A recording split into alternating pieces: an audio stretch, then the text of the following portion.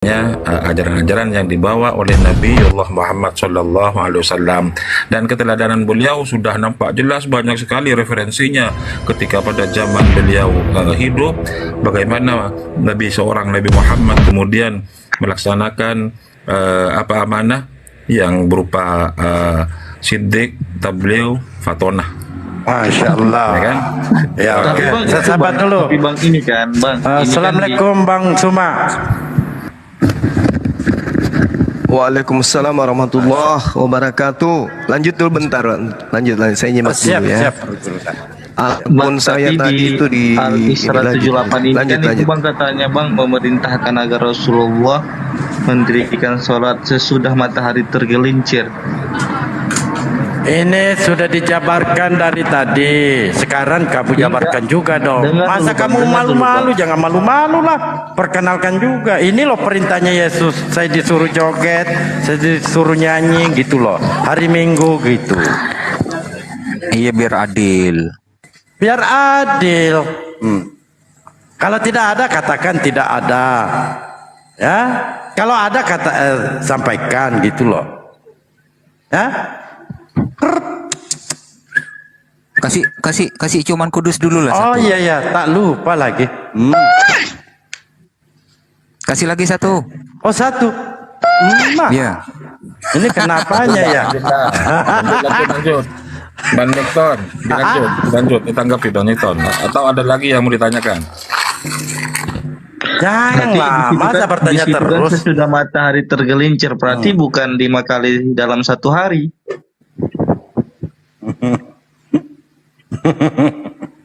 Terus maumu berapa deh? Nah, sedangkan kan ya Muslim itu melaksanakan apa ya, sholat 5 kali satu hari. Gini Nikon, saya jelaskan. Di Islam itu perintah itu 5 kali sehari, tapi kami bisa lebih. Kamu belum tahajudnya, ya belum lagi sunahnya. Ambil bisa sampai 15 loh itu.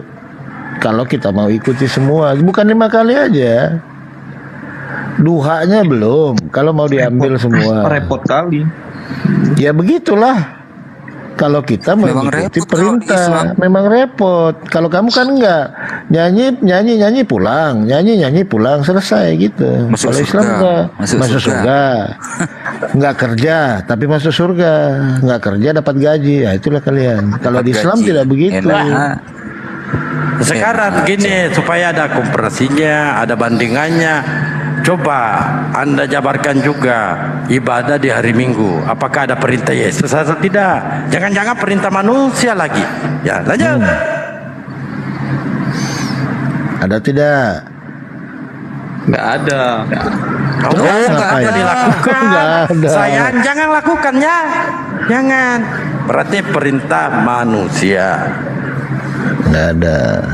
Kalau ini pihak perintah Allah, perintah Tuhan kami. Begitu. Jadi kamu nggak usah ke gereja, nggak ada perintah. Nggak usah. Ngapain buang-buang waktu? Rugi bayar perpuluhan lagi, nggak ada manfaat. Rugi. Ke masjid aja kau minggu ini, Jumat depan nih ke masjid aja kau. Rugi. Kalau ke masjid itu kan ada perintahnya. Itu senam orang itu, senam pinggang mereka Bang. Oh, kau tak tahu kau Yesus dari kecil sudah belajar sholat. Jangan ke situ. Kamu tidak tahu ya kalau mereka di gereja itu kesurupan, joget, ngapa pakai rok mini pula. Ada perintah tidak itu? Sampai ketek basah. Sampai ketek basah loh. Gimana itu? Ini pargoy coy, pargoy. Pakai saweran pula. Ada lagunya nggak di situ? Pakai musik nggak? Pakai musik Hanya juga. Yesus tidak berubah. Itu lagunya. Coba kalau Anda tidak ada dalilnya tertulis ya, atau perintah dari Yesus, ngapain joget-joget? Siapa yang suruh kamu joget-joget? Buang-buang waktu. Di sini lama-lama. Assalamualaikum. Ah, Iya, siapa yang gila. suruh kau joget-joget? Clearkan dulu. Aku tanya nih satu aja. Menurut kamu Tuhan itu bisa dilihat nggak? Tuhan. Coba. Hanya orang yang beriman, oke? Hanya orang yang beriman yang bisa melihat Tuhan. Dalil. Mana dalil? Ya kau cari aja lah dalilnya. Aku malas tunjukkan sama orang yang tak beriman. Oh, malas menunjukkan. Sama joget-joget, nggak ada dalilnya kau joget. Yang suruh siapa? Kau jangan nih? mengejek-ngejek orang yang sholat ya, Nickton. Kau jangan mengejek-ejek orang yang sholat. Kenapa? Aku nggak Karena ngejek. Yesus Aku nggak ada ngejek. Aku nggak ada Sebentar. ngejek. Yesus itu sedari kecil sudah belajar sholat, Nickton. Kamu nggak percaya Yesus belajar sholat? Jangan Percaya diputarkan itu bang ya. Itu ada kemarin yang diputarkan, saya kena banned itu. Enggak Bang Delbu, enggak. Tidak, ini bandingkan aja, nggak perlu ke situ bang. Bandingkan aja di gereja. Enggak. Banyak tuh, Ini, Bang banyak Delbu, tuh mereka biar- joget, pegang Biar si kepala, Nickton ini pegang enggak ini loh, dada. Itu enggak jogetnya. mengolok-olok sholat gitu loh. Tuhannya aja belajar sholat dari kecil. Ya udahlah. Yang dia Tuhan kan. Aku mau udahlah, malas Oh ribut. iya. Nah, mana Selamat sore, joget-jogetnya? Selamat siang, selamat pagi. Cari dulu Jangan ya dulu, perintahnya jangan ya. dulu joget-jogetnya. Apakah Semoga wajib Tuhan tuh memberkati joget-joget kalian pakai semua, oke? rok mini? Rok mininya Baik. gimana ini? Apakah pakai dalaman nih sambil joget? Itu loh. Kok kabur? Orang begini bang, nggak perlu kita tanggapi dengan ilmu. Ya, naik lagi. Naik, pasien selanjutnya naik, Ini Bang Zuma yang asli atau Bang Zuma tiruan ini Bang Delbo? naiklah. Bang Delbo, ini Bang Zuma yang asli kah? Bansuma ini. Oh Bang Zuma. Mana lagi nih? Jotenya.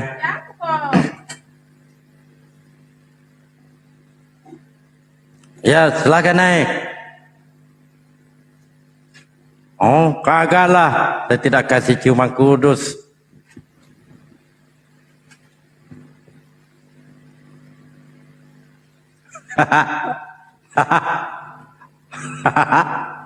Kabur dia.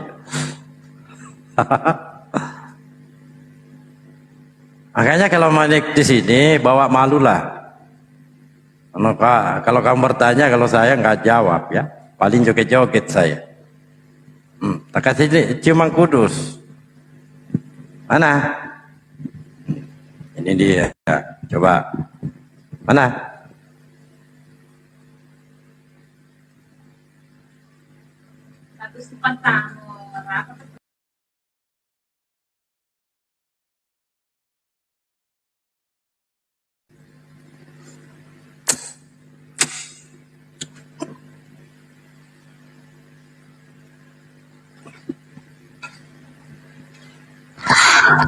Halo Bang Zuma. Halo. Dia lagi rehat dulu, mungkin lagi makan siang. Iya.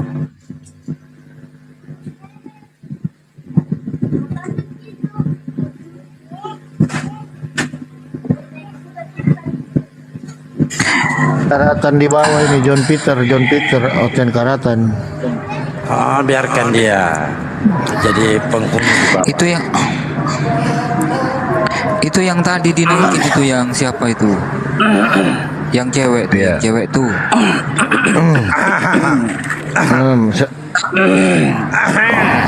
Aku baru naik nih bang, sabar Oh, iya. dong. Assalamualaikum. Salam pas. Assalamualaikum. Asal lompas. Abang, topiknya apa?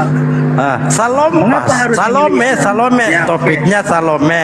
Satu loban Oke, oke. rame-rame. Assalamualaikum. Asal lompas. Salome. Satu loban rame-rame. Takbir. Itu kami punya dalil loh Topiknya apa, bang. Bang? Kalau saya mengatakan Iya, topiknya apa, Bang? Salome Oke, aku baca. satu loban rame-rame, saya punya Ya, dalil. sabar dulu, Yang Bang. pertama Hosea 1 nomor Jangan 1, 2. Yang kedua Hosea jangan 4:14 itu loh. Iya, sabar. Kasih anak kecil dulu lah. Kamu nih nggak bisa diam kah? Jangan buat aku marah ya. Memangnya kamu Kenapa siapa, harus memilih kampret? Islam? Memangnya kamu siapa, Tuyul? Jangan buat aku marah. Ya, silakan marah Kamu diam dulu, kamu diam dulu. Silakan kamu marah.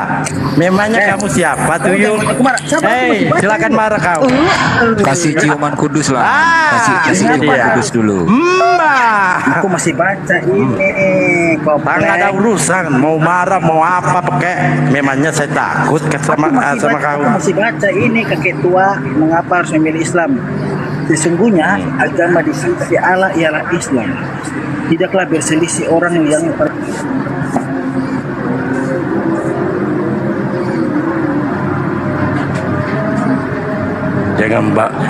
Jangan buat aku marah. Kami takut. Tuyul, kami takut Tuyul.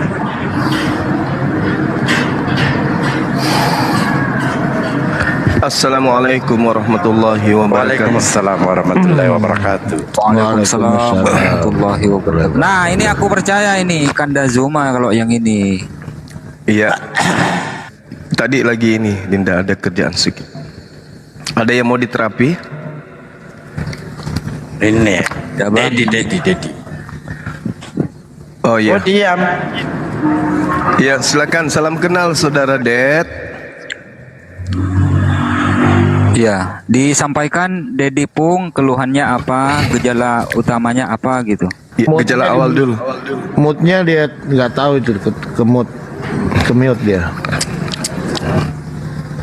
jangan ngerucus terus bang. Sabar, aku masih ngomong ini loh. Iya, udah gantian kita ngomong. Silakan.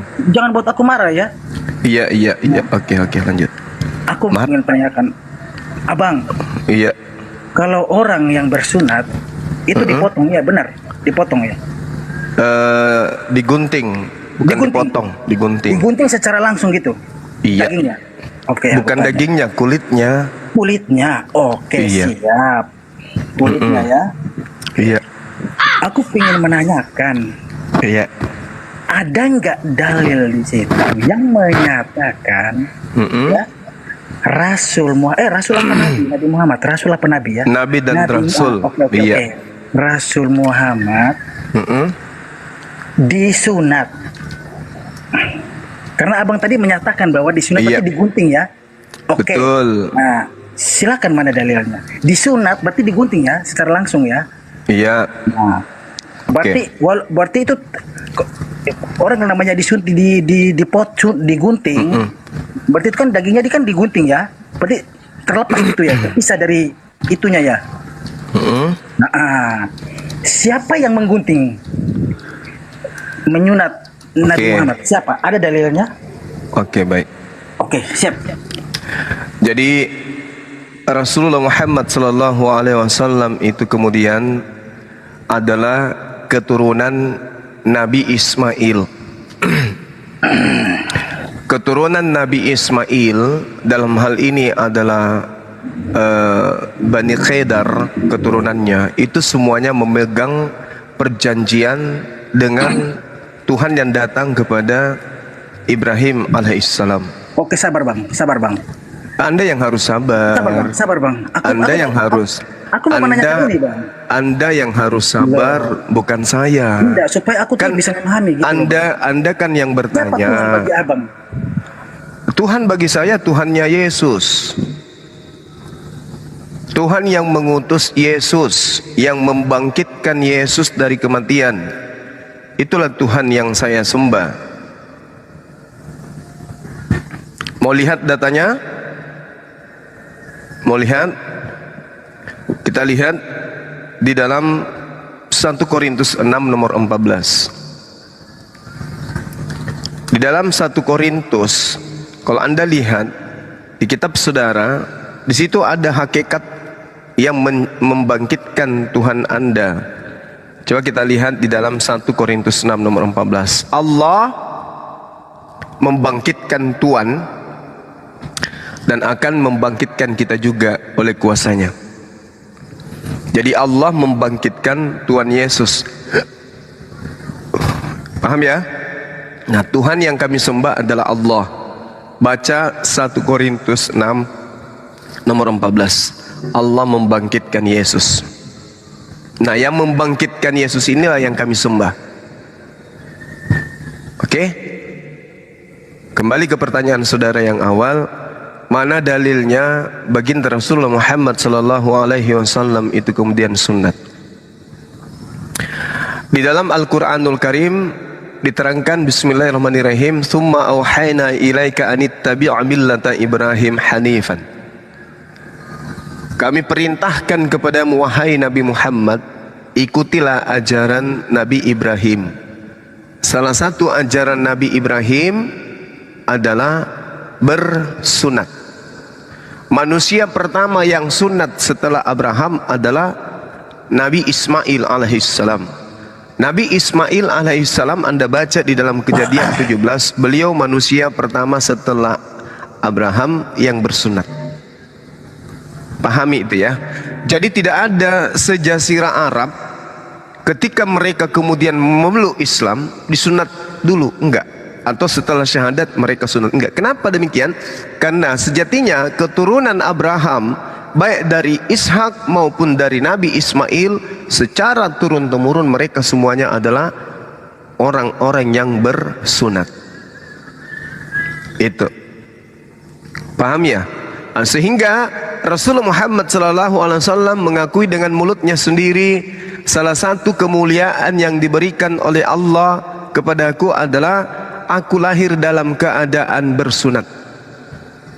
Jadi Rasulullah Muhammad SAW itu tidak ada yang pernah melihat kemaluannya dia selain muhrimnya. Tidak pernah dilihat sama bidan, dokter, nggak pernah dilihat oleh suster. Yang melihatnya adalah muhrimnya sendiri, ibunya, kemudian istrinya. Selain itu tidak ada yang pernah melihat. Itu adalah suatu kehormatan dari Allah untuk beliau. Nah, sebaliknya, apakah Yesus itu bersunat? Kalau dia bersunat, tunjukkan dalilnya. Kalau ada dalilnya, Yesus mengaku bersunat, saya berhenti jadi apologet. Apologet Islam Indonesia akan saya bubarkan. Kalau ada dalilnya, Yesus mengaku bersunat. Nggak ada dalilnya.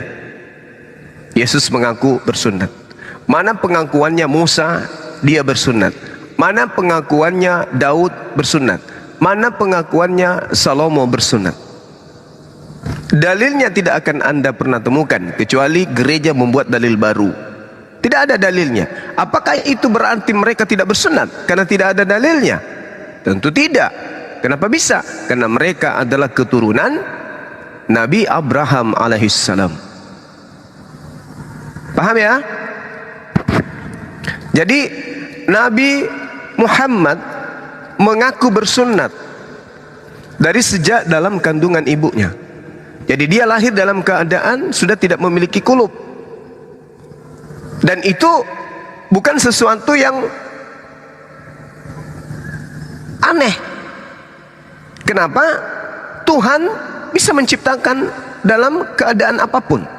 Ada Tuhan ciptakan orang lahir tanpa kaki, ada orang lahir tanpa bibir, ada orang lahir tanpa tangan, ada lahir tanpa mata, ada lahir kemudian tanpa kuping, ada. Rasulullah Muhammad SAW lahir tanpa kulub. Apa masalahnya? Apa masalahnya?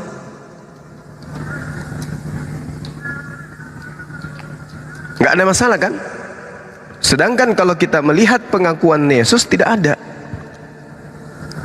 Beliau kemudian mengajarkan dirinya sudah disunat dalam keadaan dia lahir dalam keadaan sudah disunat.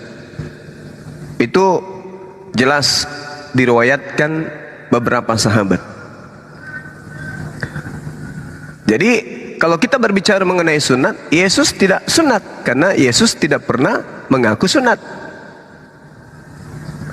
Sedangkan baginda Rasulullah Muhammad SAW dalam hadis riwayat At-Tabrani, dengarkan, di dalam hadis riwayat At-Tabrani, beliau dengan mulutnya sendiri mengatakan, termasuk bagian kemuliaan dari Allah yang dianugerahkan kepada aku adalah aku lahir dalam keadaan telah disunat dan tidak seorang pun yang melihat auratku.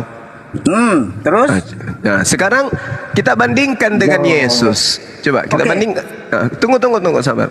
Coba kamu tunjukkan kepada saya dalil dari mulutnya Yesus mengaku bahwa dia sudah disunat. Silakan. Oke, Abang. Tadi Abang kan menyebutkan bahwa kalau sunat itu berarti digunting. Oke? Ini main logika ya. Main logika. Iya. Abang sering berasumsi kan? Nah, sekarang aku main asumsi. Bukan juga. asumsi itu bukan asumsi. Ini logika ya, pakai logika itu ya. data, itu data. Iya, sekarang Abang sering main logika ya, sekarang aku pakai logika. Nah, bagaimana seseorang yang tanpa disentuh kemaluannya, tanpa digunting lalu terpotong sendiri? Ya. Itu bagaimana? Apakah Bagaimana? disihir begitu? Sur. Nah, itu bagaimana caranya? Coba. Ada beberapa orang yang lahir tanpa sunat. Nah, tunggu Bang, jangan potong Bang. Bagaimana kalau aku bisa mengeluarkan atau menghitung dalil yang menyebutkan bahwa Tuhan Yesus disunat? Bagaimana? Tunjukkan. Nah? Jangan kau tunjukkan Lukas 2, jangan ya. Oke. Jangan kau tunjukkan Kenapa? Lukas 2. Karena itu pengakuan Lukas, yang saya minta pengakuan Yesus. Kenapa kamu? Oke, sip. Dari mana Lukas tahu kalau dia sunat? Dari mana? Oke. Dari mana Lukas tahu kalau Yesus sunat? Dari mana? Sabar. Sementara Lukas tidak ada pada saat Yesus usia 8 hari. Apakah itu pengakuan dari Muhammad sendiri bahwa aku disunat? Ini Oleh dia siapa? mengaku sendiri. Ini dia mengaku Mana dalilnya? sendiri. Buka Dalilnya dalilnya. hadis riwayat At-Tabarani, Besarin. termasuk bagian dari Besarin. kemuliaan dari Allah. Oke. Aku dianugerahkan dengan lahir dalam keadaan telah disunat. Stop. Aku lahir dengan dalam keadaan disunat. Lalu Ya. siapa yang motong? Lah, dia dicipta tanpa kulub. Cipta siapa? Ciptanya siapa? Orang sakit ini menggelbu. Nggak bisa begitu, pakai dalil bos. Nggak bisa dulu. Dalilnya Abang sudah tadi minta kutunjukkan. dalil. Assalamualaikum warahmatullahi wabarakatuh. Waalaikumsalam. Ini bang, Tolonglah. yang ngancam dewa Tolong. bang, salah satunya dia bang. Dia Tolong ngancam kalau- dewa bang. Ini nih. Tadi abang bilang. Tolong mana kalau yang Tuhan kalau punya- berdiskusi mana- Sabar, itu tadi kan abang begini. jangan Mana yang Yesus kesurupan nyatakan bahwa dia- jangan kesurupan kalau diskusi itu. Kan saya sudah menunjukkan kepada saudara hadis riwayat At-Tabarani, Rasulullah Muhammad sallallahu alaihi wasallam sendiri yang mengatakan min karramati 'alallah, dikatakan salah satu keberkahan kemuliaan yang Allah berikan kepadaku adalah aku lahir tanpa kulub, dalam keadaan sudah khitan, artinya sudah tidak ada kulubnya, tidak seorang pun melihat auratku. Coba, ini data pengakuan dari mulutnya. Sedangkan karangan yang kau sampaikan Yesus disunat pada hari ke-8 itu karangan Lukas. Lukas ini ngarang. Dari mana Lukas tahu? Emangnya Lukas lihat pada saat Yesus bayi? Hah? Sementara Lukas dan Yesus itu seumuran.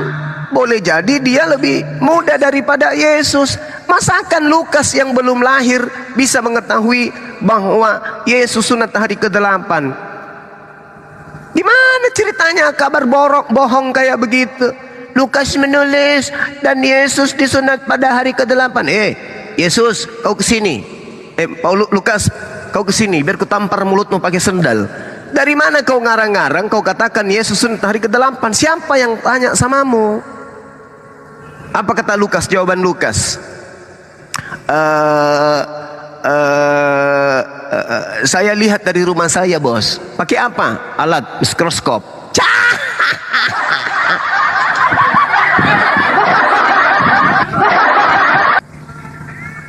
Itu kenapa dia kabur? Kenapa Mana diturunkan? dia? Mana? Oh, Bang lari Bima, dia. orang tadi yang mengancam dewa itu, dia ngancam dewa itu lewat DM, ya. Dewa tantang ajak ketemu sama dewa, dewa kasih nomor telepon, ya kan? Ayo kita visi sama saya. Dia ngancam dewa beberapa kali orang itu, namanya Dedi Pung. Pada saat dewa mau minta nomor handphone dia, sampai hari ini nomor handphonenya tidak pernah dikasih sama dia. Dia ngancam, perlu ente tahu, ente ngancam orang yang salah, bos, ya. Ente ngancam orang yang salah. Jangan ancam-ancam umat muslim seperti itu. Kami dilahirkan sudah berdarah-darah. Seperti apa yang dewa bilang, gua lebih baik mati sebagai singa Allah daripada gua mati sebagai anjing Firaun. Nggak usah ngancam-ngancam kayak gitu. Buktiin kalau bener ente mau ketemu sama Ane, ya. Silakan buktikan. Punya keberanian nggak ente? Ternyata ente cuma curut, pengecut ente itu. Bisanya cuma DM doang, ngancam-ngancam gua. Ayo ketemu, kalau berani. Jangan-jangan dia minta satu sarung juga. Ya, nggak tahu bang. Mereka ini kan ibarat pemain bola, dah kocar kacir dia mereka. Malah bola ditendang sendiri ke gawangnya. Bunuh diri. Nggak bisa lagi hadapi tim kesebelasan Islam. Maka mereka bikin dengan gaya-gaya kayak begini. Nggak bisa dia tendang bola ke area kita. Setiap ada bola kita tendang langsung gol. Ada bola kita tendang langsung gol.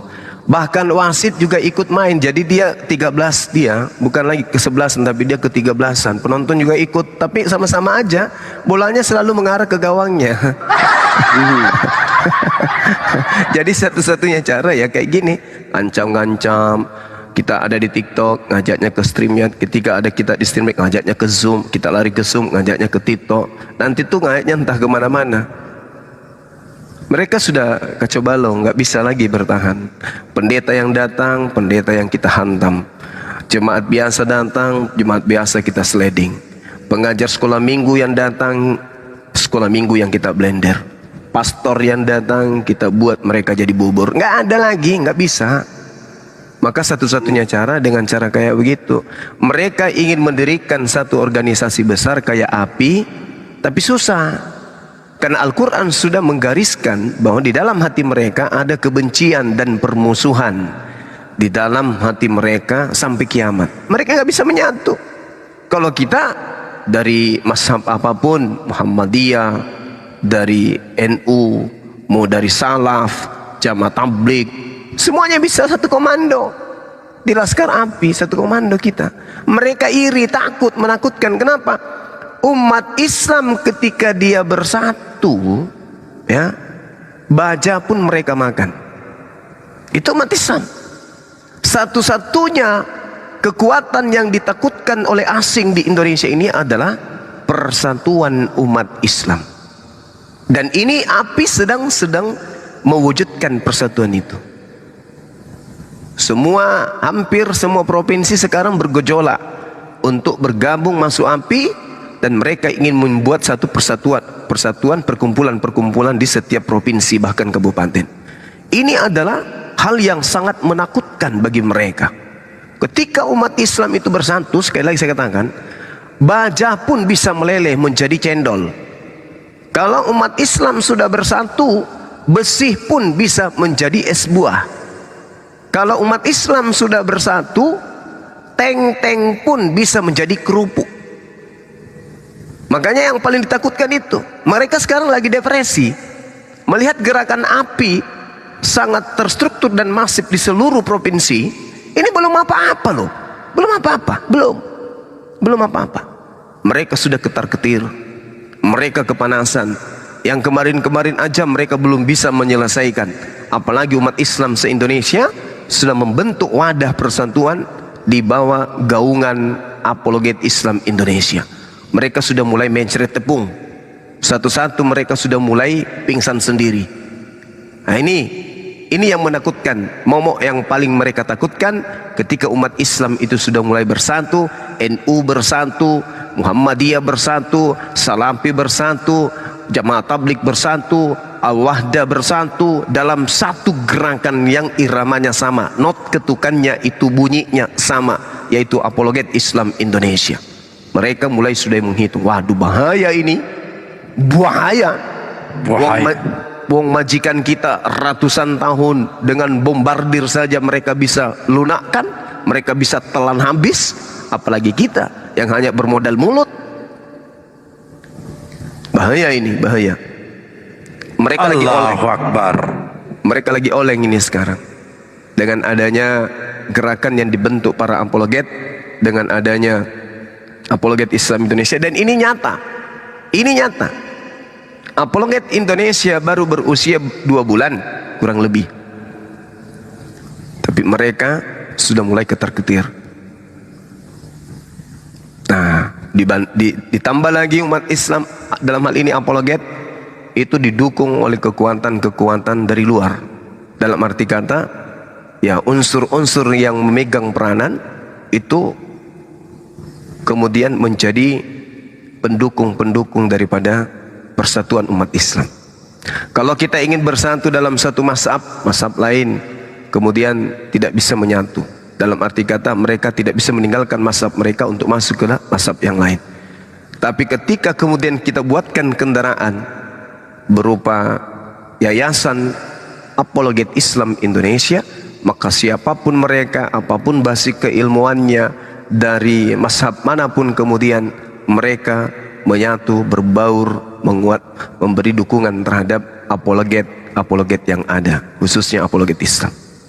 Nah inilah kemudian saya katakan, mereka depresi, mereka stres, maka yang mereka lakukan sekarang ini adalah penyerangan terhadap pribadi-pribadi para apologet. Mereka ingin menjatuhkan para apologet dengan nyerang pribadi.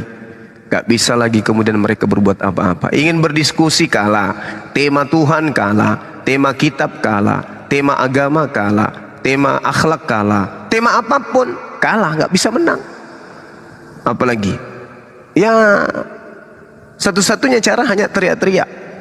Ibaratkan orang lumpuh, kaki sudah tidak berfungsi, tangan sudah tidak berfungsi, nonotnya sudah tidak berfungsi, tinggal mulutnya saja komat kamit, tapi tidak ada artinya. Semakin hari, semakin waktu ini berputar, semakin kuat kedudukan umat Islam. Tidak ada kekuatan di atas muka bumi ini yang bisa kemudian merusak kekuatan ketika umat Islam itu bersatu. Allahu Akbar, takbir. Allahu Akbar. Allahu Akbar. Takbir. Jadi orang yang tadi bang, yang sudah mengancam-ngancam seorang Mahadewa, sampai setiap hari itu dia DM ke Dewa, saya mau silaturahim dengan alasan silaturahim, ya kan? Dewa tahu niatnya, Dewa Sherlock dia, Dewa kasih nomor handphone dia nomor handphone Dewa, sampai hari ini Dewa tunggu, ya. Bahkan kalau misalkan kita bicara pengancaman, tanya Bang Juma, bener nggak Bang? Saya dulu pernah diancam sampai saya ngomong kepada Abang, Bang, dia sampai mengerahkan pasukan seperti ini. Betul tidak Bang dulu? Betul. Sampai Dewa kasih videonya ke Bang Juma, ya kan? Kata Bang Juma, hati-hati deh kamu jangan ngadepin sendiri. Saya Bang, wallahi saya datang sendiri itu Bang.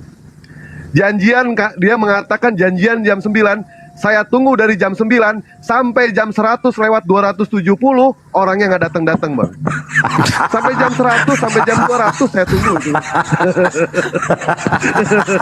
Itu berapa hari tuh? Bener, Dewa kenyang loh Bang. Dewa kenyang ya, mendapatkan ancaman seperti itu, Dewa kenyang. Sudah berapa orang yang mengancam Dewa? Dewa mau di inilah, mau di itulah, mau dipenggal lah. Terakhir Bang, ketika dia diskusi sama Dewa mengenai soal sunat, dia mengatakan seperti ini di DM, menghadapi umat muslim harus licik, seperti itulah. Dan ini ternyata ini adalah nubuatan dari siapa? Dari Paulus di dalam 2 Korintus 12 nomor 16. Baiklah, aku sendiri tidak merupakan suatu beban bagi kamu, tetapi kamu katakan dalam kelicikanku. Bayangkan ya, ini adalah nubuatan, dan contohlah orang seperti Dedi Pung itu yang mengatakan menghadapi umat muslim harus dengan cara licik. Kalau secara murni dia mengakui ternyata tidak sanggup untuk menghadapi orang-orang muslim. Seperti itu ya. Gua katakan sekali lagi sama ente, kalau mau naik, silakan naik ke sini, open camp, buktikan nyali ente depan gua. Gua nggak akan pernah melibatkan orang lain di sini. Berdua sama kita. Ayo, kalau ente bener punya nyali. Ngancam jangan di belakang, nah ngomong setinggi tiang listrik, padahal bukti ada, ngomong sebakul, padahal nggak ada. Kalau ente masih hobi napas, janganlah ngancam-ngancam seperti itu. Ente ngancam orang yang salah, bos. Salah ente ngancam orang. Gua nggak takut sama orang. Jangankan orang, badak aja gua hadapin. Badak, banteng, lain sebagainya pokoknya. Itu, udah. Apalagi janda ya kan? Wah, apalagi itu bang? 2 orang saya hadapin, 5 orang saya hadapin bang. Siapin aja telur bebek bang. Bebek. Bang, ini bang, Dewa mau minta pendapat. Ini ada orang yang mau mualaf bang. Ada orang yang mau mualaf. Dewa rencana sudah sama Bang Kian Santang ya, mau berangkat. Insya Allah besok atau nggak lusa sama Kang Yan. Jadi dia pengen mualaf di masjid, mengucapkan 2 kalimat syahadat di masjid. Setelah mengucapkan 2 kalimat syahadat di masjid, dia pengen dibiayain urusan hitan bang, urusan hitan. Alhamdulillah ada sponsor yang mau ngebiayain. Dewa mau berangkat sama Kian Santang kalau nggak besok lusa. Nanti sama Kang Yan kita jumpa di sana. Terus kita mau mensahadatkan dia di masjid. Setelah itu kita ke dokter untuk hitan. Gitu bang. Alhamdulillah. Amin. Amin ya rabbal alamin. Sekalian aja yuk ikut juga sunat lagi untuk memperbarui. Gak apa-apa. Dewa hilang semua bang, terbang. Ini udah pendek bang. Masa makin pendek? Jangan. Jujur kali bocah ini. Jangan lihat pendeknya bang. Kalau pendek bisa tarik tambang bang.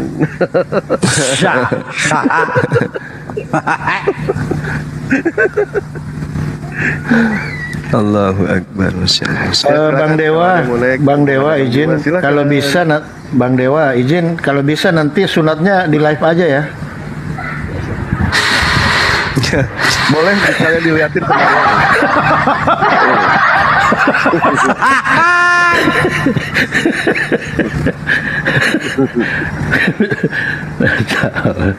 mau di live sama Bang Kian Santang mau berangkat ya bang, Bang Juma sama Kian Santang. Nanti di sana jumpa sama Pak Yan. Kami sudah teleponan. Kalau nggak besok lusa. gitu ya.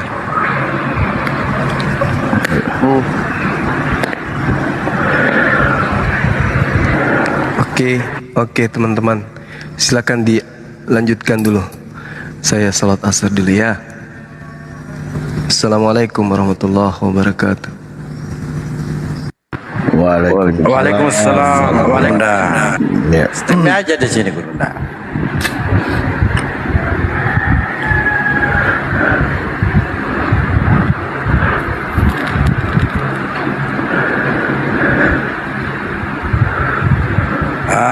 Bang Dewa, apa tadi Bang Dewa?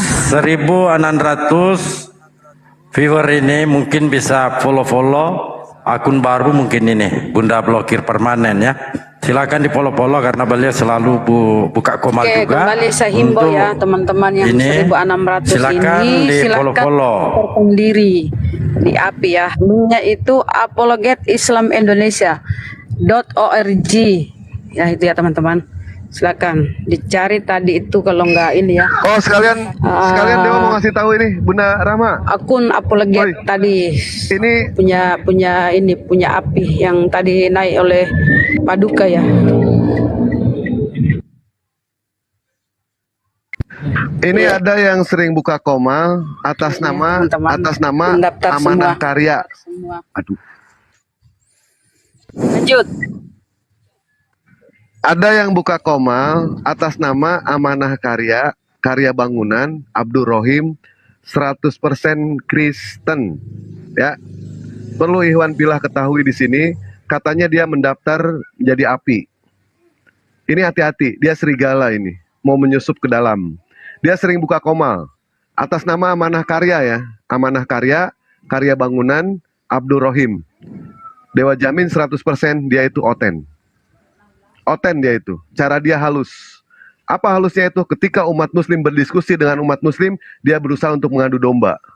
Itu yang pertama. Yang kedua, banyak orang muslim yang ditelepon sama dia menyatakan cinta supaya diterima, terus diajak murtad orang itu. Contohnya siapa? Tono si Tini contohnya. Ya, tidak percaya silahkan tanyakan kepada Tini langsung. Dewa sudah tahu kapasitas orang itu siapa. Dia penyamar. Hati-hati dengan penyamar. Ya, silakan. Apa nama akunnya? Amanah Karya. Amanah Karya, Karya Bangunan, Karya Bangunan, sama Abdul Rohim, satu orang yang sama itu. Oh, nama akunnya beda. Nah, nama akunnya 3 itu, Amanah Karya, Karya Bangunan, sama Abdul Rohim. Itu satu orang itu, satu orang. Oh, ya. Dia bukan Syiah, dia Ditandai oten, ya teman-teman ya. 100%. Dia oten 100%. Bukan Syiah, bukan, dia oten. Ya, silakan.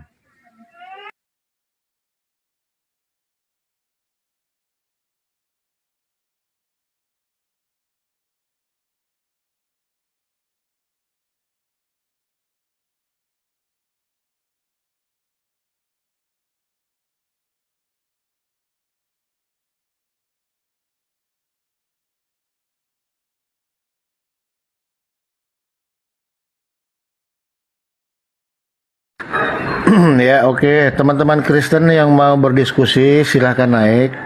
Yang mau diluruskan, mau dilempengin, silahkan naik. Yang uratnya kejepit, urat saraf sebelah kiri otak boleh, silahkan naik.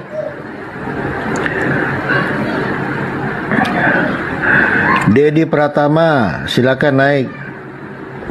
Dedi tadi udah kayaknya.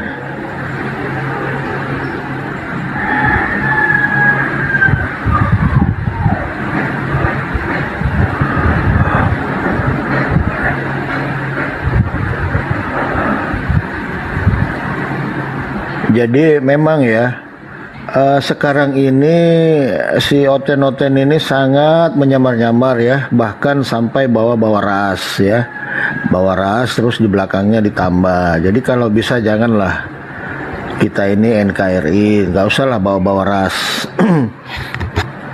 Contoh ya, kayak seperti Minang ini, Anda itu secara tidak langsung itu sudah menyakiti orang-orang Minang. Kalau mau pakai nama aja sendirilah.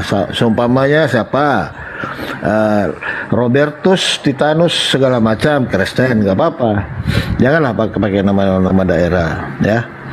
Itu nggak bagus itu provokatif secara tidak langsung. Silakan. Silakan teman-teman yang di bawah ya, 1.300 viewer ini, silakan di follow dulu akun Dalbo 04 ya, untuk persiapan aja sih, persiapan biasa, coten-coten tenggiri. Ya, kalau bisa di follow lah semua saudara-saudara ya, semua kita di atas tanpa ya, terkecuali ya, tanpa terkecuali di follow ya Bang ya, biar kita kuat semua ya.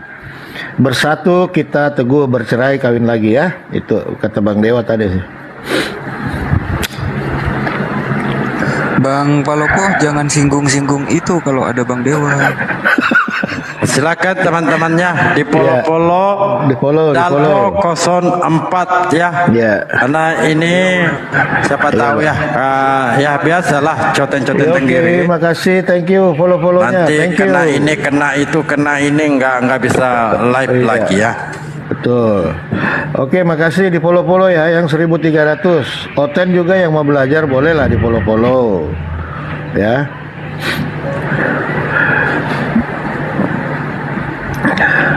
Assalamualaikum warahmatullahi wabarakatuh kembali. Waalaikumsalam. Di 1.300 penonton, jangan lupa di follow akun keempat saya Dalbo 04 ya. Biasa coten tenggiri, biasa panas dia. Dan jangan lupa juga di follow akun Bunda Blokir Permanen. Menurut informasi akun besar beliau hilang ya, kita langcotin mungkin. Jadi di follow juga, karena beliau selalu buka komal untuk diskusi membela akidah kita ya. Terima kasih yang sudah follow-follow ya.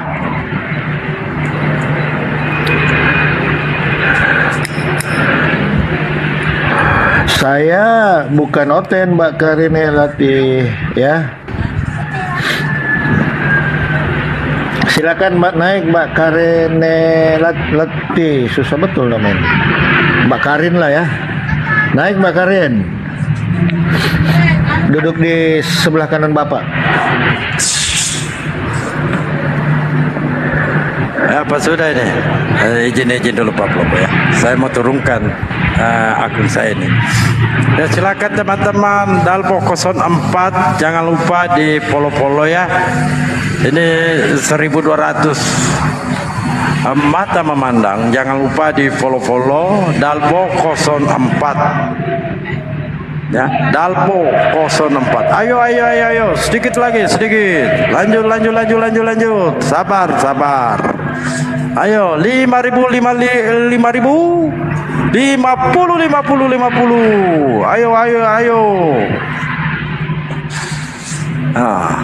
Kalau mau mendengarkan nanti mahkamah kuburan. Oke, jangan lupa nanti malam ada topik bagus. Jangan kita disawer bro, akun saya itu jangan disawer, cukup di ini aja, di follow aja, ya, di follow karena biasalah cote-cote tenggiri, ya. Ya. Tadi naik, ada cote tenggiri naik langsung panas dia, langsung panas. Jangan pancing saya marah, memangnya saya takut kalau Anda marah. Assalamualaikum warahmatullahi wabarakatuh. Waalaikumsalam Bang Moto. Sorry Bang Moto baru ini ya. Silakan Bang Moto, mungkin ada mau disampaikan, silakan. Iya, ada yang mau sedikit saya sampaikan. Jadi bagi teman-teman yang sudah tergabung dan sudah terdaftar dan sudah diverifikasi oleh tim admin API Apologet Islam Indonesia, insya Allah nanti tanggal 20 kita akan membuka kelas Ibrani gratis. Jadi bagi teman-teman yang berminat untuk bisa membaca teks Ibrani standar pembaca Mesorah, nanti tanggal 20 November Senin jam 8 malam itu sudah bisa dimulai. Bagaimana cara daftarnya? Setelah daftar di API nanti akan masuk Telegram. Yang di Telegram silakan japri saya. Nanti setelah udah bisa baca, teman-teman mau lanjutkan lagi ke tingkat yang lebih profesional lagi ke siapapun, monggo terserah. Yang penting basic pondasinya sudah diberikan, jadi bisa digunakan untuk menambah khasanah ilmu pengetahuan. Juga bagi yang berminat untuk turun diskusi itu Masya Allah ya, bisa sangat digunakan itu. Jadinya kita bisa mengetahui teks originalnya seperti apa dan kita komparasi dengan terjemahan. Mana tahu dalam terjemahan itu tidak bisa memberikan penjelasan yang secara eksplisit. Terima kasih Bang Dabo. Masya Allah Bang Kiros. Itu online ya Bang Moto? Iya, via Zoom. Dan ini gratis. Zoom. Ya, saya mau ikut juga dong. Siap. Nanti tinggal japri aja ke aku. Oke, siap. Di DM ya, saya DM nanti Bang Motonya, nomor WA. Iya. Oke, Bang Kiros izin saya pertegas lagi buat saudara-saudaraku yang pengen belajar ya. Namanya kita menuntut ilmu itu tidak memandang usia, atau yang penting kita ingin belajar ya. Bang Kiros Moto ini dia pengen mengajarkan tentang dasar-dasar ya, basic tentang bagaimana mengenal bahasa Ibrani itu. Yang mungkin hari Senin ya, dimulai ya Bang Kiros ya. Ya, tanggal 20 besok. Tanggal 20 depan ya, tanggal 20 depan itu sudah mulai. Jadi mungkin yang pengen berminat bisa di DM ya ke Bang Kiros ya. Betul ya Bang Kiros Moto ya? Yang sudah terdaftar di API, sudah masuk dalam grup Telegramnya, silakan japri saya. Nanti saya list ada berapa orang aja, nanti insya Allah Zoom itu nanti saya kasih linknya. Perdana itu tanggal 20 November. Dari situ nanti kita spread kelas-kelasnya. Kita bagi-bagi kelas-kelasnya. Baik. Cuman begini Bang Kiros Moto, mungkin ada teman-teman kan ini kan rebutan masuk ke link pendaftaran ini Bang ya. Ada sebagian mereka yang memang sudah berminat untuk ke API tapi belum terregistrasi. Itu seperti apa, Bang? Tapi pengen mengikuti. Nggak masalah, nanti ada kelas susulan. Jadi kelas yang sudah berjalan bagi pendaftar API yang baru masuk dan ingin bergabung, nanti saya coba untuk terus apa yang membantu supaya mereka nanti bisa mengikuti kelas yang sudah berjalan. Insya Allah gratis ya, Bang Kiros ya. Iya, gratis pasti gratis pasti. Insya Allah itu yang penting. Jadi tidak dipungut biaya ya, kecuali mau pesan dari Bang Riko, catatan tenggiri lalu kirim ke Bang Kiros, itu boleh lah. Mana Bang Riko ini? Gak ada, biasanya muncul ya Bang Riko ini. Jadi noten-noten yang mau diskusi santai silakan naik. Gak perlu kita kontok-kontokan, nantang-nantangin yang tidak bisa kita wujudkannya. Kalau kami ditantang ya nggak masalah, kami selalu siap. Tapi apa gunanya kalau ente menantang nggak bisa mewujudkan? Ya, nggak perlu. Di sini bukan mencari menang kalah. Di sini kita hanya mengkaji kebenaran. Marilah kita diskusi dengan santai, dengan akademik, supaya rekan-rekan kita yang di bawah ya maupun dari pihak agama apapun bisa menyimak. Jangan naik nantang-nantangin, Allah itu permainan bocil. Kalau mau saya di Makassar di BTP itu selesai alamat saya. Kalau di Bone di Kabupaten Bone Jalan Andalas, di Jenep Ponto, di Tolo itu selesai. Apanya lagi? Saya Bugis Bone. Nggak perlu nantang-nantangin saya marah gini loh gitu loh, nggak perlu.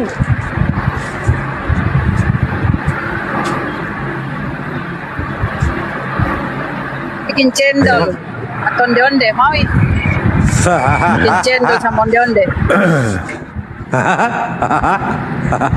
Gak perlu ya saudara-saudaraku dari Kristen, gak perlu kita saling nantang-nantang karena di sini bukan tujuannya untuk berantem, bukan.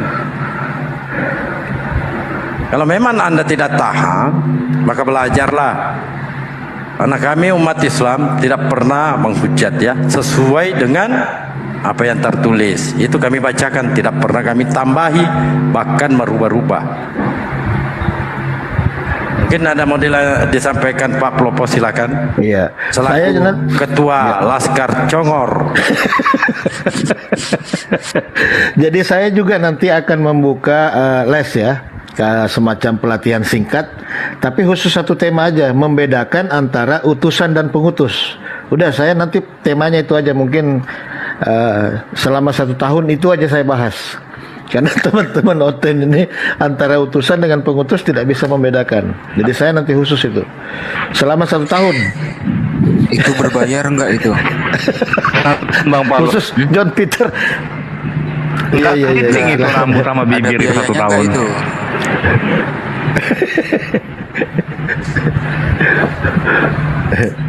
Khusus John Peters gratis ya. Kalau Bang John Peters ada di bawah.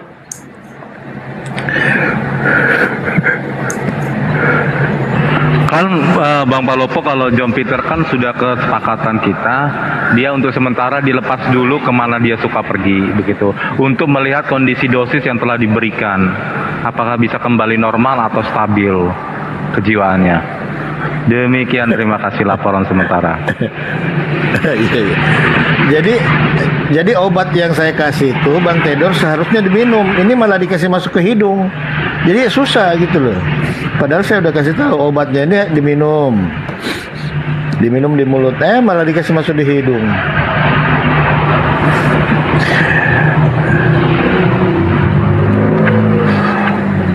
Oh iya. Bu Ani. Pertama. Ya. Kita sambut dulu tamu kita. Selamat siang Dedi Pratama. Selamat siang Pak Ustadz. Oke, Ya, Anda dari mana? Waalaikumsalam. Anda dari mana? Kristen atau Muslim? Kenalkan, nama saya Dedi dari Pasaman, Sumatera Barat. Oh baik, dari Tanah Minang ya? Buat semuanya. Iya. Silakan, apa yang ingin disampaikan? Sedikit mengisi waktu luang ini aja bang. Lagi break guru Anda Juma, ya kan? Cuma bilang sama Dedi Puang, jangan malu-maluin nama Dedi lu, Det. Satu lagi bang, yang ini untuk Minang Kristen. Halo. Ya, silakan. Untuk atas nama akun Minang Kristen, kita di Sumatera Barat ada salah satu filosofi bang, adat basandi sarak basandi kitabullah. Ya, jadi yang atas namanya Minang tidak ada Kristen. Kalau misalnya dia sudah Kristen, berarti dia sudah keluar dari Minangnya, bukan cuma keluar dari amalnya, alias murtad. Saya sebagai warna Minang mengutuk atas nama akun itu. Oke, cukup sekian, terima kasih. Salam kenal buat semuanya, sehat-sehat semuanya. Baik, terima kasih. Api Indonesia. Assalamualaikum warahmatullahi wabarakatuh. Waalaikumsalam Api Indonesia. Jaya terus. Jaya terus. Jaya terus. Api Indonesia. Takbir. Allahu Akbar. Iya, jadi teman-teman 1200 di bawah ya, itu keterangan ya dari Bang Dedi, dia orang Minang ya.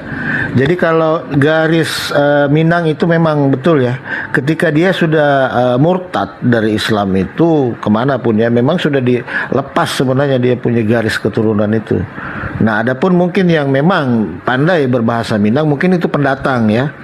Dia pendatang lalu ke Minang gitu, jadi fasih dia berbahasa.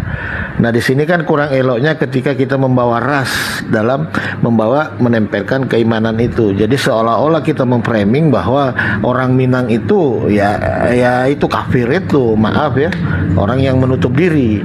Padahal Minang itu sangat keras. Sama dengan di Jeneponto ya, Bang Dalbo ya. Jeneponto itu sangat keras, bahkan tidak ada gereja di situ. Begitu kira-kira ya. Jadi mohon pengertian aja ya teman-teman. Lanjut. Baik, teman-teman Kristen yang ingin kembali berdiskusi dan memaparkan tentang ajarannya, silakan naik. Jangan lupa membawakan sebuah fungsi otak dan membawa akal sehatnya ke atas. Demikian, terima kasih. Silakan naik.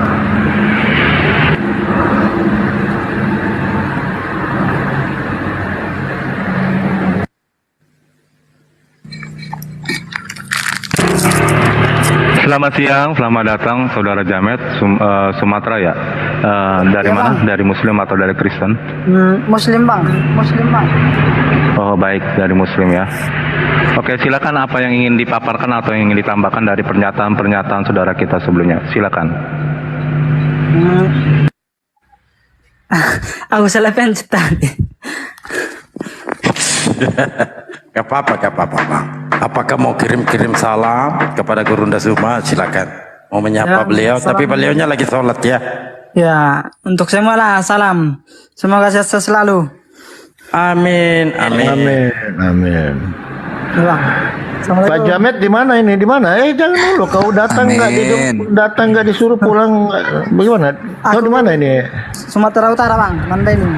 Oh, Mandailing. Masya Allah. Iya bang. Bang Jamet, Iya bang. pinjam dulu dong 100. Ya. Enggak ini menarik Bang Aliwi. Ini kebiasaannya di Mandailing itu Kristen loh. Kenapa Bang Jamet bisa? Apakah dari memang keluarga atau bagaimana?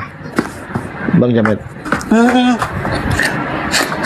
Banyak anter ya, jangan lama-lama aja, banyak anter di bawah.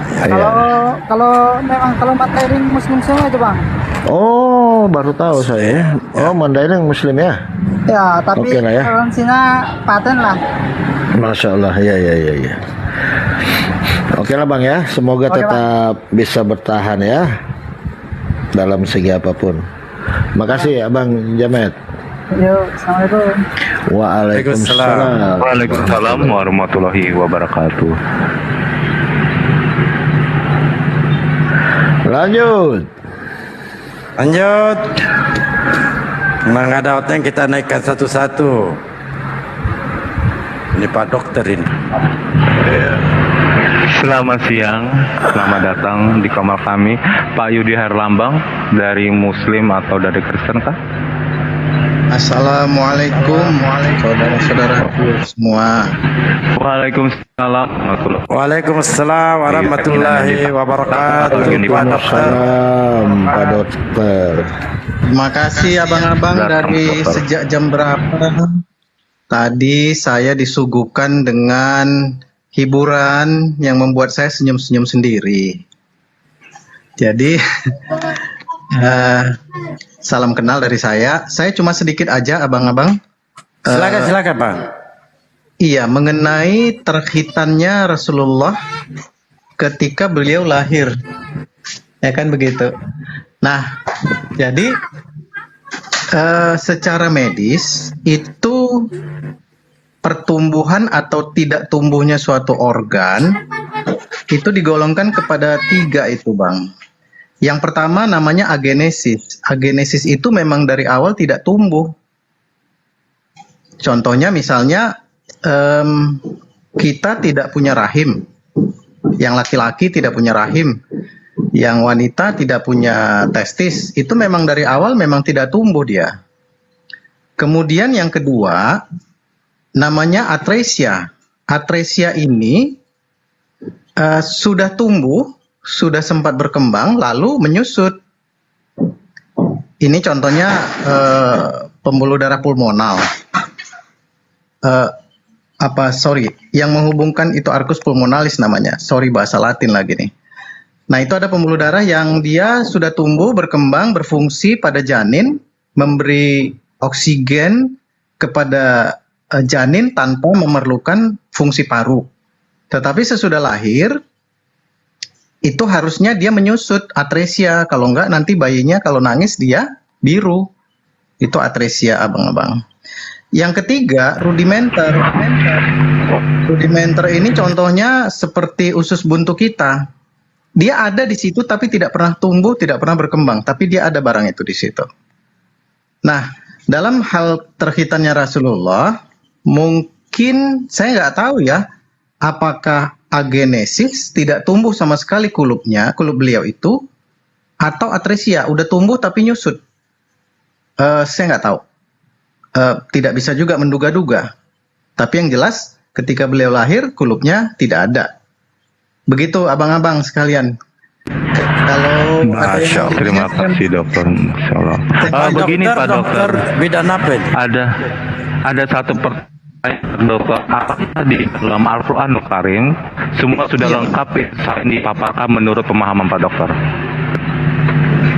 Iya. Jadi artinya kalau ada yang nanya tadi, dia bilang kok bisa terpotong, apa di dalam rahim ada gunting. Lah ini kan sama seperti noise Pateo, noise. Ya, lanjut. Ini kan seperti dia bertanya kalau ada bayi yang terlahir sumbing, apa di dalam rahim ibunya ada gunting atau pisau? Ya kan begitu. Jadi pertanyaannya itu cukup membuat saya tadi terhibur sih. Demikian, Bang. Tapi apa Pak Dokter ini dari mana Pak Dokter? Ya, saya sementara saya dari Medan, tapi saya stay-nya di Pulau Nias, Bang. Pulau Nias, Masya Allah. Iya, di Gunung Sitori. Mungkin berkenan gabung juga di API. Siap, sudah saya intip-intip itu. Cuma kenapa pula lah harus kita foto KTP disuruh cuap-cuap, mangap-mangap enggak ya? Agak. Jadi gini Pak Dokter, saya tambahkan sedikit. Maksudnya supaya kita ini kan sesama muslim bisa mempererat tali silaturahmi, saling mengenal tentang bagaimana kita memperbesar ukhuwah Islamiyah kita, Pak Dokter ya. Mungkin Pak Dokter yang namanya manusia ya di domisili sekarang, nanti kita kan ini seluruh Pak Dokter ya, nanti bisa koordinasi tentang apa, mungkin kita ambil ke situ arahnya. Bukan hanya di bidang debat atau bagaimana ya, tapi ini lebih ke arah ukhuwah Islamiyah, mempererat tali silaturahmi. Tujuannya mungkin ke situ Pak Dokter. Iya, betul Bang. Saya setuju. Saya tadinya sudah gabung di grup Telegram yang itu sih belum dibuka untuk komentar dari anggota. Tapi kemarin grup Telegramnya sudah tidak bisa diakses. Ya memang supaya verifikasinya lebih baik. Saya setuju itu. Nanti insya Allah saya akan masuk Bang. Siap Pak Dokter. Dan satu lagi. Kalau memang di dalam diskusi ada perlu asupan atau pendapat dari segi medis, mungkin saya bisa memberikan masukan itu, Bang. Masya Allah ya. Maaf izin Pak Dokter, spesialis apa bidang Pak Dokter? Maaf Pak, ada yang bertanya di bawah. Saya dokter umum, Bang. Dokter umum. Ya, saya dokter umum. Spesialis umum, spesialis segalanya, termasuk mungkin termasuk akal. Termasuk akal barangkali. terutama itu. Ya, terapi akal. Terapi akal ya. Terutama itu. Karena sebenarnya kalau manusia itu menggunakan akalnya secara penuh, seharusnya dia muslim sih.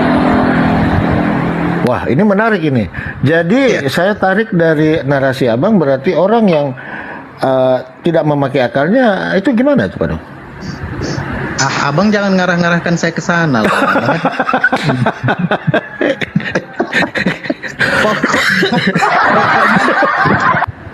Pokoknya abang-abang simpulkan sendiri. Saya udah bilang, kalau manusia itu menggunakan akalnya secara penuh, secara benar, maka seharusnya dia Islam.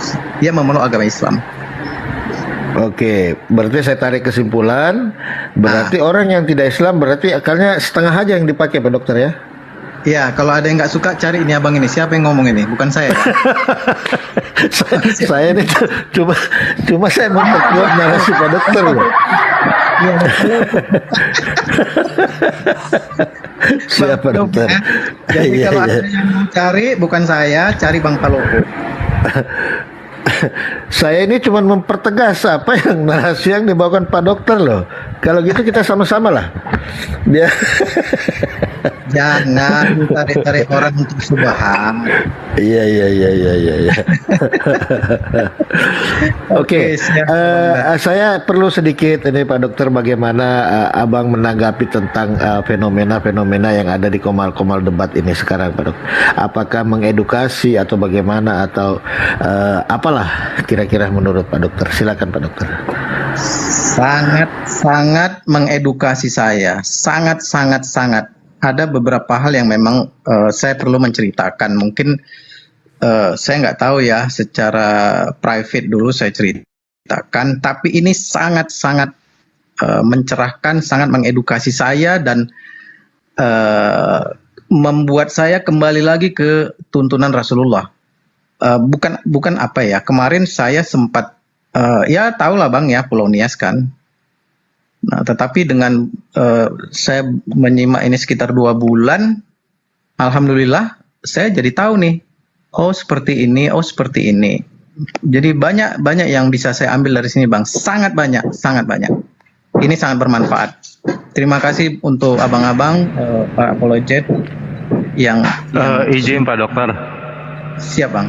Ada yang sedikit mau saya ceritakan tentang keajaiban Al-Quran dengan korelasinya dengan ilmu sains ya, biar di sini teman-teman juga bisa menerangkan betapa ajaibnya bahwa di Al-Quran itu sudah menjelaskan sebelum manusia menggunakan sepenuhnya akal bagaimana terkenal suaranya putus-putus. Profesor Tejasen ya. Ya Pak Dokter. Siapa Bang izin? Gimana Bang putus-putus? Profesor Tejasen dari Departemen Anatomi Fakultas Kedokteran Universitas Chiang Mai, Thailand. Iya Bang, oke Bang. Mungkin Pak Dokter kenal ya? Belum dengar saya namanya. Apa yang menarik, Bang? Oke. Yang menarik di situ apakah benar Pak Dokter bahwa kulit bisa memberitakan rasa sakit kepada seluruh tubuh dan memberitakan suatu informasi kepada tubuh sesuai dengan korelasinya di surah An-Nisa nomor 56. Bisa, Bang. Bisa. Bisa. Kebetulan kemarin saya juga ngajar di Fakultas Kedokteran USU, mata kuliah fisiologi. Fisiologi itu ilmu tentang bagaimana tubuh manusia berfungsi. Pada fisiologi nyeri, itu memang disebutkan bahwa reseptor nyeri yang paling luas terdapat pada kulit, dan pusat persepsi nyeri itu terdapat hampir di seluruh bagian otak. Makanya salah satu sensasi yang tidak bisa kita toleransi itu adalah nyeri. Mungkin kalau suara, suhu, tekanan itu bisa kita tolerir, tapi kalau nyeri nggak bisa, Bang. Demikian, Bang.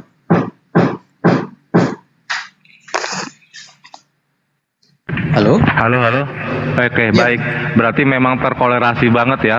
Berarti sebelum manusia menjelaskan bagaimana ilmu pengetahuan, Al-Quranul Karim sudah menjelaskan ilmu sains itu sendiri ya. Nah, di sini saya memaparkan bagaimana suatu keajaiban Al-Quran untuk menjelaskan sains yang tidak dimiliki oleh kitab-kitab yang lainnya. Iya. Nah, jadi kesimpulan dari dokter tersebut bahwa dia menyimpulkan antara korelasi An-Nisa nomor 56 bahwa rasa sakit memang terdapat pada bagian kulit karena pada ujung-ujung pembuluh darah dan saraf-saraf yang mengantarkan rasa sakit ke dalam subjektif, tetapi bila kulit yang contohnya yang terbakar bila diganti dengan kulit yang baru maka otomatis kulit akan merasakan sakit kembali. Seperti itu ya Pak Dokter ya. Iya, jadi hukum proyeksi, Bang. Ini misalnya pada orang yang teramputasi, itu pasien ini terkadang masih sering merasakan sensasi bisa nyeri, bisa tersentuh, itu pada anggota tubuh yang padahal sudah tidak ada di sana. Itu hukum proyeksi namanya, Bang.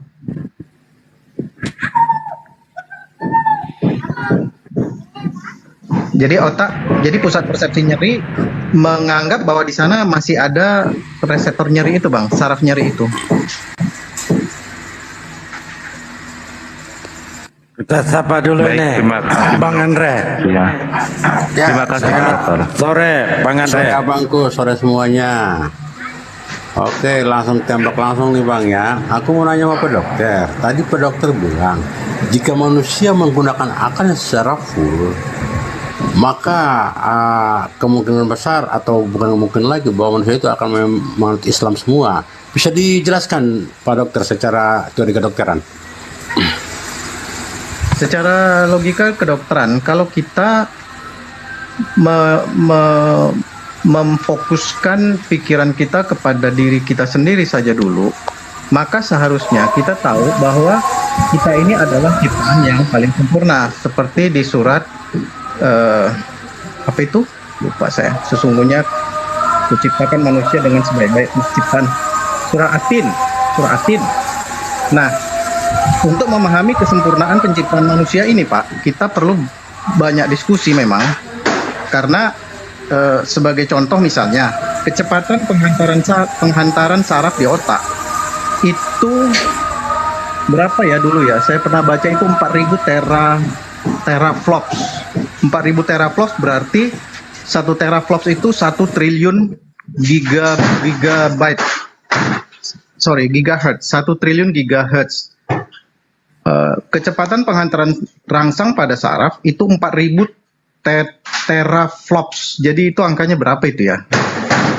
Terlalu besar gitu angkanya. Jadi itulah saking cepatnya penghantaran impuls pada saraf. Kemudian misalnya kita membahas mengenai kehendak. Kapan manusia itu berkehendak? Apakah ketika dia sudah melakukan sesuatu, atau akan melakukan sesuatu, atau sedang melakukan sesuatu? Saya ingin mengatakan, misalnya saya ingin mengatakan gula.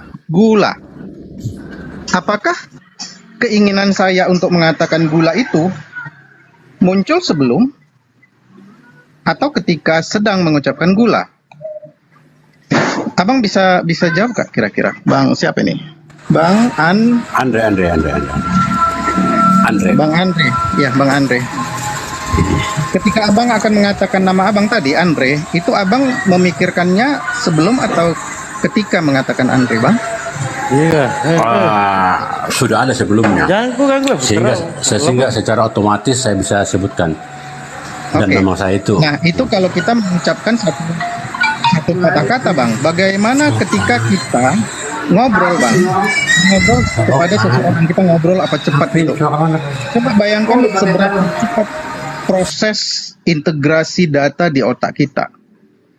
Nah, sampai hari ini belum ada satu manusia pun yang bisa menerangkan itu. Kami itu hanya sampai masih sangat terkagum-kagum gitu.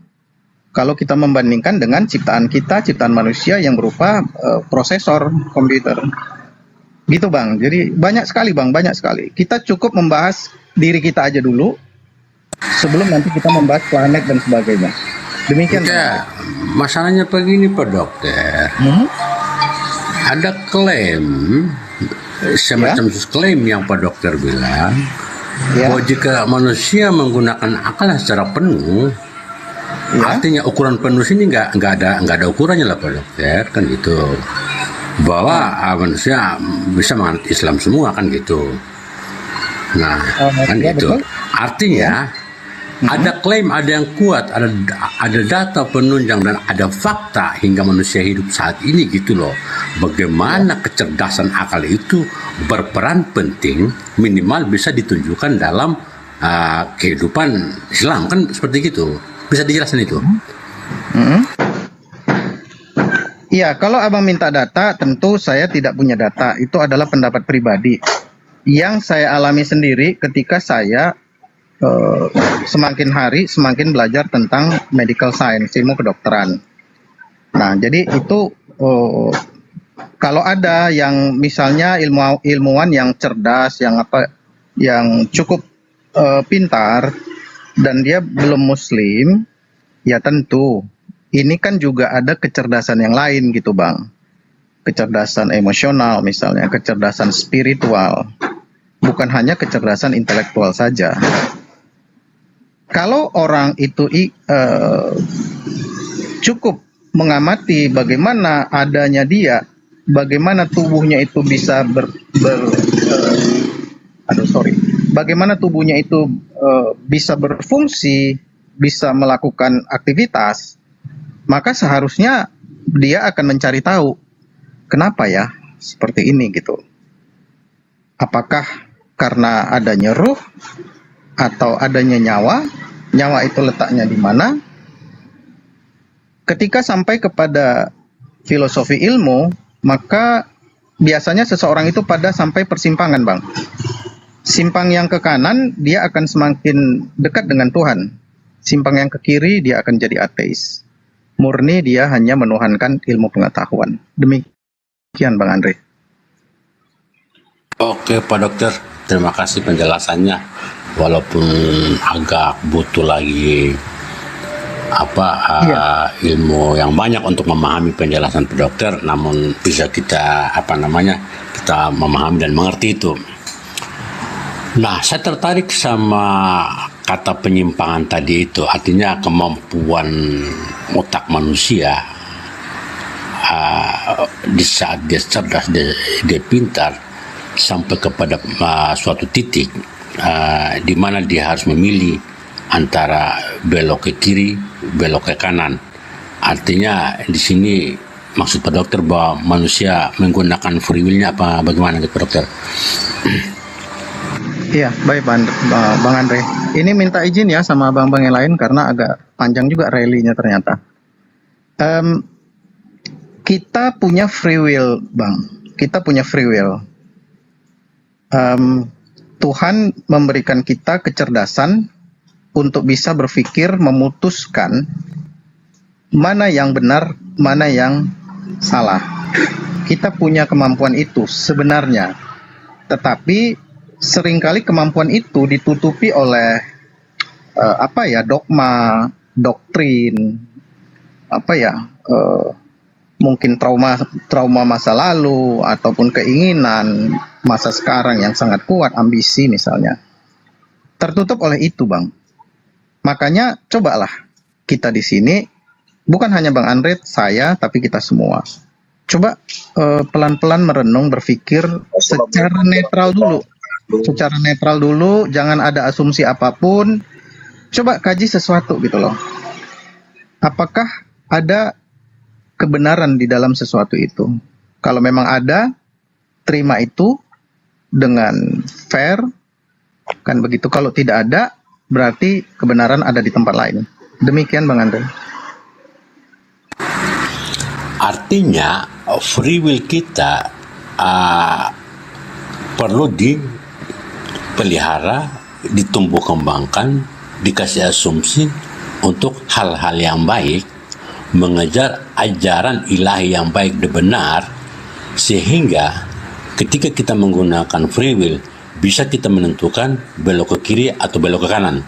Kira-kira seperti itu Pak Dokter punya maksud? Betul Bang Andre. Nah, free will kita itu kan banyak dipengaruhi oleh yang tadi saya bilang ya. Tentu banyak ya, seperti doktrin, dogma, seperti ambisi, pengalaman traumatik dan sebagainya. Nah, lalu apakah kita diberikan panduan agar free will kita itu berada di jalan yang benar? Apakah kita berpikir, berlogika itu di jalan yang benar? Itu kan ada panduannya. Nah, masalahnya sekarang ini bagaimana kita memilih panduan yang memang benar-benar membebaskan free will kita itu ke arah kebenaran.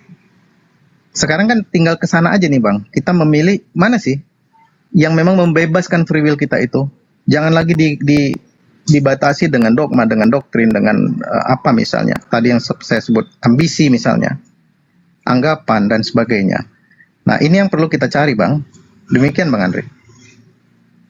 Berarti free will yang ada pada kita, kehendak kebebasan bebas yang kita miliki, dimaksimalkan semaksimal mungkin. Bagaimana free will itu bisa berpotensi? Tentunya free will ini kan harus membutuhkan pengetahuan, harus dilatih, harus banyak membaca, harus banyak pengalaman segala macam, sehingga sampai pada persimpangan jalan entah ke kiri atau ke kanan, dia bisa memilih. Taruhlah yang kanan hal yang baik dan ke kiri hal yang tidak baik. Nah, di dalam persimpangan ini kan bicara di komal teologi bahasa agama nih Pak. Saya coba menyisipkan kata iblis di sini. Di dalam persimpangan ini antara kita milih ke kanan, milih ke kiri, apakah ada yang mengintip juga di antara kita? Misalnya iblis mengintip di situ Pak. Bagaimana menurut pemahaman dokter? Ya, iblis itu salah satu kalau dari yang saya pahami, ini saya terpaksa keluar dulu sebentar dari ruang agama. Iblis itu sebenarnya adalah semua pikiran negatif, semua asumsi negatif yang ada di dalam pikiran kita sendiri, di dalam diri kita sendiri.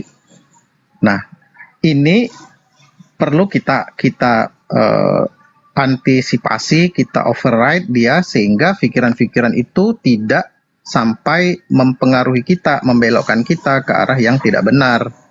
Nah, kembali lagi bagaimana cara mengenali pikiran negatif ini yang kita sebut iblis, bagaimana cara mengatasinya, itu tentu ada di panduan-panduan yang kita terima itu Bang.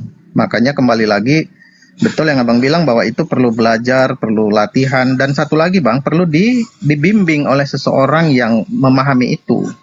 Jadi sebenarnya di dalam hidup ini salah satu yang perlu kita cari dengan benar adalah panduan berupa kitab. Yang kedua, mentor atau guru atau pembimbing yang benar juga. Kalau dua ini kita dapat, mudah-mudahan kita akan ke kanan Bang. Demikian Bang Andre. Oke Abang Dokter, konkretnya ini terakhir Pak Dokter ya Dokter. Kita tahu bahwa di contoh kehidupan kita sehari-hari, kita mencontoh yang paling simpel adalah sebilah pisau ya. pisau pada kegunaan sebenarnya adalah untuk memotong, mengiris mangga atau memotong daging, kan begitu, mengiris mangga daging, ya. Tetapi ketika kalau pengetahuan kita hanya semata-mata bahwa pisau itu hanya untuk digunakan untuk kebaikan saja, ya, mengingat ada ajaran agama dilarang membunuh, tentunya pisau itu memang khusus untuk kebaikan. Tetapi berhubung manusia ada free will, pisau di tangannya ini, ya, bisa dia pakai untuk dipakai untuk membunuh orang, kan gitu. Artinya di dalam kita menggunakan free will emang harus ada pemandunya bagaimana free will kita ini bisa memilih. Nah, pemandunya di sini adalah tentunya kita harus mengenal hal-hal yang baik, ya, Allah yang memang benar-benar menunjukkan yang kebaikan, kehidupan segala macam seperti gitu. Artinya yang bisa peradaban hidup manusia ini bisa bertambah seperti gitu, Pak. Kira-kira menurut saya itu aja, dan itu terakhir dari saya, Pak Dokter. Terima kasih atas ini jawaban pertanyaan dari saya, Pak Dokter, ya. Untuk teman-teman, terima kasih atas sebelumnya. Baik, Pak Andre, sedikit Bang, ya, silakan Pak Dokter.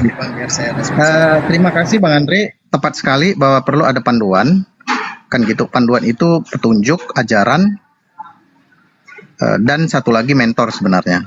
Tinggal lagi bagaimana cara kita memilih mana panduan yang benar-benar mengandung kebenaran sejati, mana mentor yang benar-benar mengajarkan kebenaran yang sejati, bukan hanya kebenaran perseptif tapi kebenaran faktual. Kita perlu juga nanti mencari apa itu kebenaran perseptif, apa itu kebenaran faktual. Kebenaran faktual inilah kebenaran sejati. Nah, ini yang perlu kita cari. Terima kasih Bang Andre atas diskusi yang enak. Dan untuk abang-abang di sini, kalau memang masih ada, saya duduk di sini dulu. Kalau enggak, saya izin turun ya Bang ya. Silakan. Izin sedikit Pak Dokter. Tadi menarik sekali ini topik, bahwa saya tarik lagi ya topik yang awal yang dipertanyakan Pak Andre ketika kebenaran itu hanya ada di Islam, ya. Nah, saya ingin mengetahui Pak Dokter dari segi sains tentang saya akan komparasi ke Al-Quran, bagaimana tentang proses terjadinya janin, di mana sebelum ada alat-alat medis, alat-alat yang bisa mendeteksi bagian organ tubuh bagian dalam, ya, itu Al-Quran sudah menceritakan tentang bagaimana proses terjadinya janin di rahim, ya. Nah, ini kan bagaimana menjelaskan ini Pak Dokter? Sementara apakah ada korelasi atau ada sinkron dengan ilmu pengetahuan yang ditemukan pada saat ini menggunakan alat-alat kedokteran, ya, alat-alat medis. Nah, sebelumnya itu Al-Quran kan sudah menjelaskan itu Pak Dokter. Itu bagaimana menurut Pak Dokter? Silakan. Baik Bang, apa yang dijelaskan di dalam Al-Quran tentang proses pembuahan sampai proses pertumbuhan janin, itu semuanya tepat sesuai dengan apa yang ditemukan oleh ilmu embriologi namanya, ilmu tentang embrio. Itu semuanya tepat. Hanya saja di Indonesia kita tidak menggunakan istilah halakah, nutfah, ya, nutfah, halakah itu. Kita di sini menggunakan istilah Latin ataupun istilah Yunani. Terbanyak Latin begitu Bang. Tetapi pada prinsipnya apa yang diterangkan oleh Al-Quran itu tepat seperti apa yang kita temukan di dalam dunia kedokteran. Demikian Bang. Apakah ini bukan suatu keajaiban atau seperti apa Pak Dokter, ya? Karena tidak sedikit, ya, pengetahuan tentang ilmu ini, ya. Apakah ini suatu keajaiban atau kebesaran Allah maksud saya, ya, Pak Dokter, ya? Dan satu lagi, di selain ini ada tidak data-data tentang ilmu medis yang ada di Al-Quran itu, tentang ilmu kedokteran Pak Dokter, selain yang proses terjadinya embrio itu Pak Dokter? Silakan. Baik Bang. Apakah keajaiban atau tidak? Kalau saya sekarang ini sudah lebih ke arah mendudukkan pemahaman keimanan saya terhadap Al-Quran, firman Allah. Karena sudah tidak heran lagi begitu banyak hal-hal yang kita temukan di dalam Al-Quran dan ternyata itu terbukti di dalam ilmu pengetahuan. Selain mengenai pembuahan, janin dan sebagainya, ada yang lain. Contohnya misalnya, tentu dalam ajaran Islam ini saya tidak ingat apakah ada dalam Al-Quran. Misalnya begini, makanlah kamu pada waktu lapar, berhentilah sebelum kenyang. Ini kan kalau nggak salah hadis Rasulullah ya Bang ya? Betul, lanjut. Nah, jadi sebenarnya sistem pencernaan kita itu bukan seperti tangki mobil. Misalnya kita aktivitasnya rutin, kita rutin ngisi bensin itu setiap hari Senin dan Kamis saja, kan begitu. Nah, tetapi kan seharusnya kita mengisi bensin itu ketika penunjuk bensin itu sudah menunjukkan bahwa dia harus diisi. Jadi tidak ada di dalam Islam, tidak ada ditentukan kita harus makan jam berapa. Satu-satunya aturan yang terikat dengan waktu dalam hal makan itu hanya sahur dan berbuka. Tetapi di luar itu tidak ada. Jadi ketika kita lapar, itu artinya tubuh kita sudah memberitahu ke kita, sudah bicara ke kita bahwa gula darah kita sudah turun, harus diisi. Kalau ini tidak diisi, maka bisa muncul banyak penyakit. Yang paling jelas sakit mah. Nah, jadi benar sabda Rasulullah, makanlah pada waktu lapar, karena ketika itu memang tubuh kita harus sudah diisi. Nah, kemudian yang kedua, berhentilah sebelum kenyang. Kapan ini sebelum kenyang?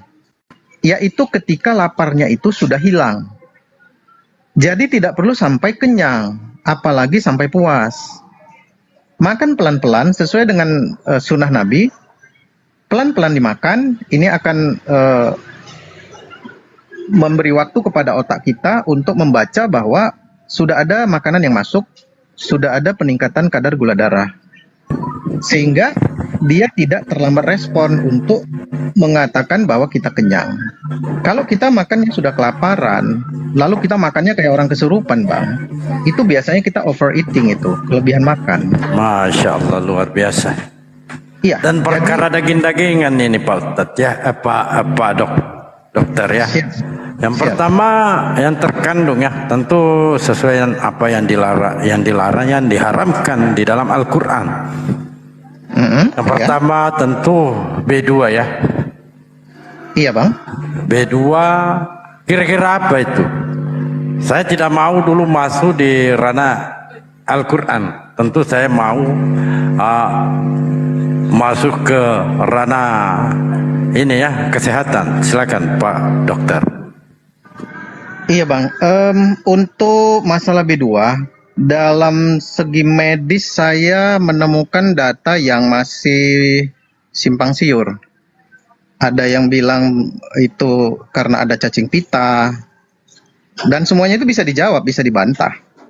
Ada yang bilang karena proses pemeliharaannya, sanitasinya jelek. Ada yang bilang karena urinnya itu bisa bercampur dengan darahnya. Tapi ini semua saya lihat bisa dibantah. Cuma saya pernah membaca satu penelitian yang dilakukan oleh ilmuwan Prancis. Ketika itu mereka ingin memetakan DNA seluruh makhluk hidup.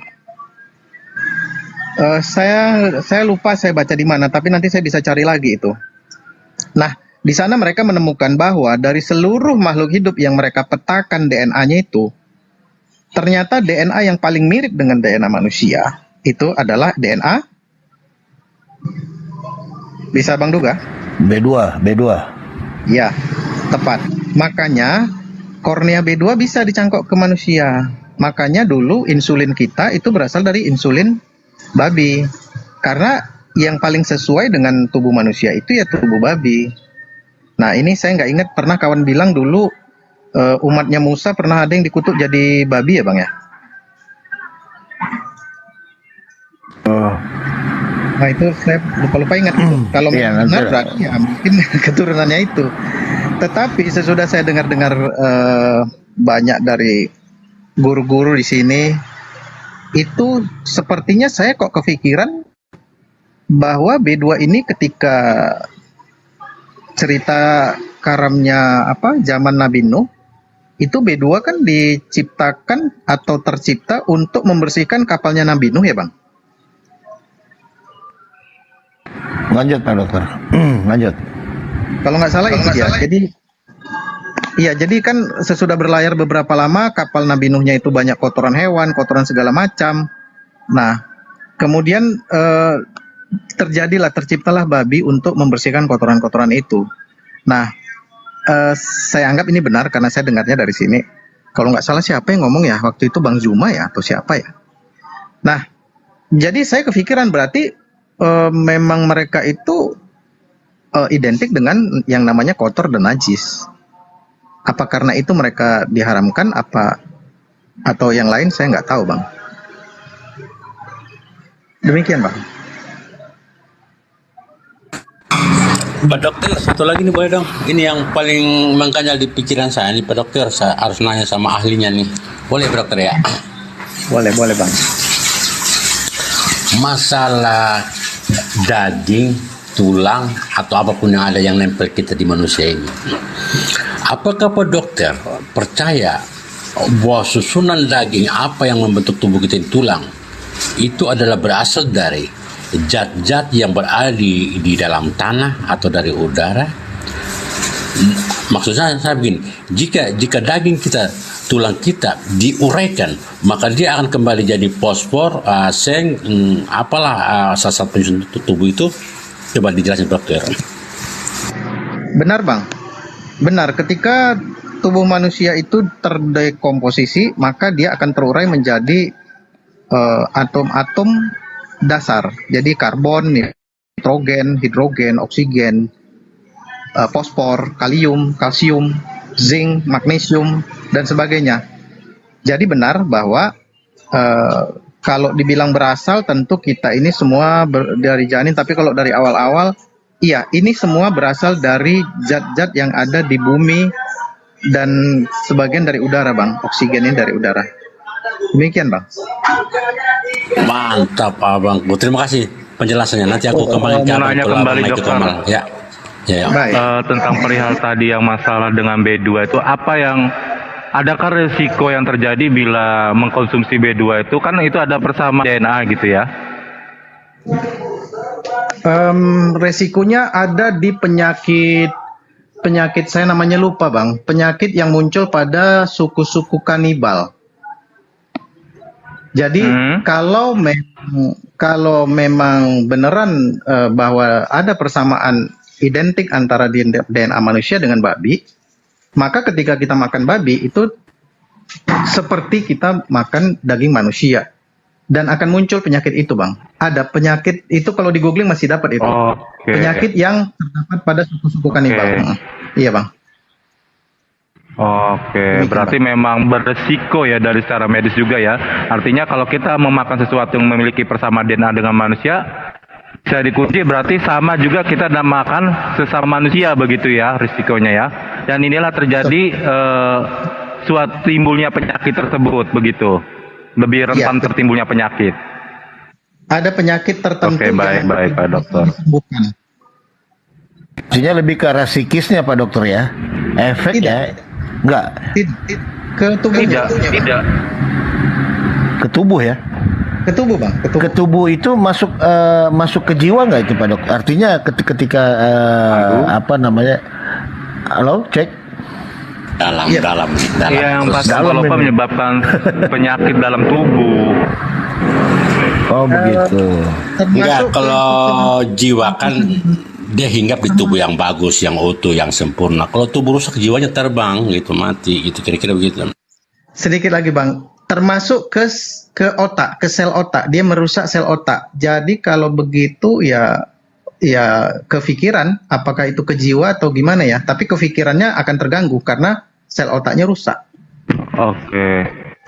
Berarti itu yang dampak atau risiko yang ditimbulkan bila kita mengkonsumsi sesuatu daging yang memiliki persamaan DNA dengan manusia, akan menghasilkan efek penyakit ke dalam tubuh, yaitu yang pertama ke dalam tubuh, yang kemudian selanjutnya merusak dari struktur dan sel-sel otak tersebut ya Pak Dokter ya?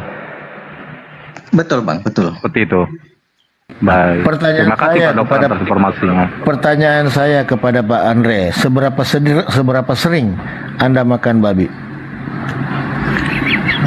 Saya hampir dari kecil makan daging babi, Sang. Otak saya buktinya saat ini jalan-jalan aja tuh buktinya sebisa ngomong. Masya Allah. Ini cuman emosionalnya itu tinggi. Enggak, abang juga nanya enggak sih mas.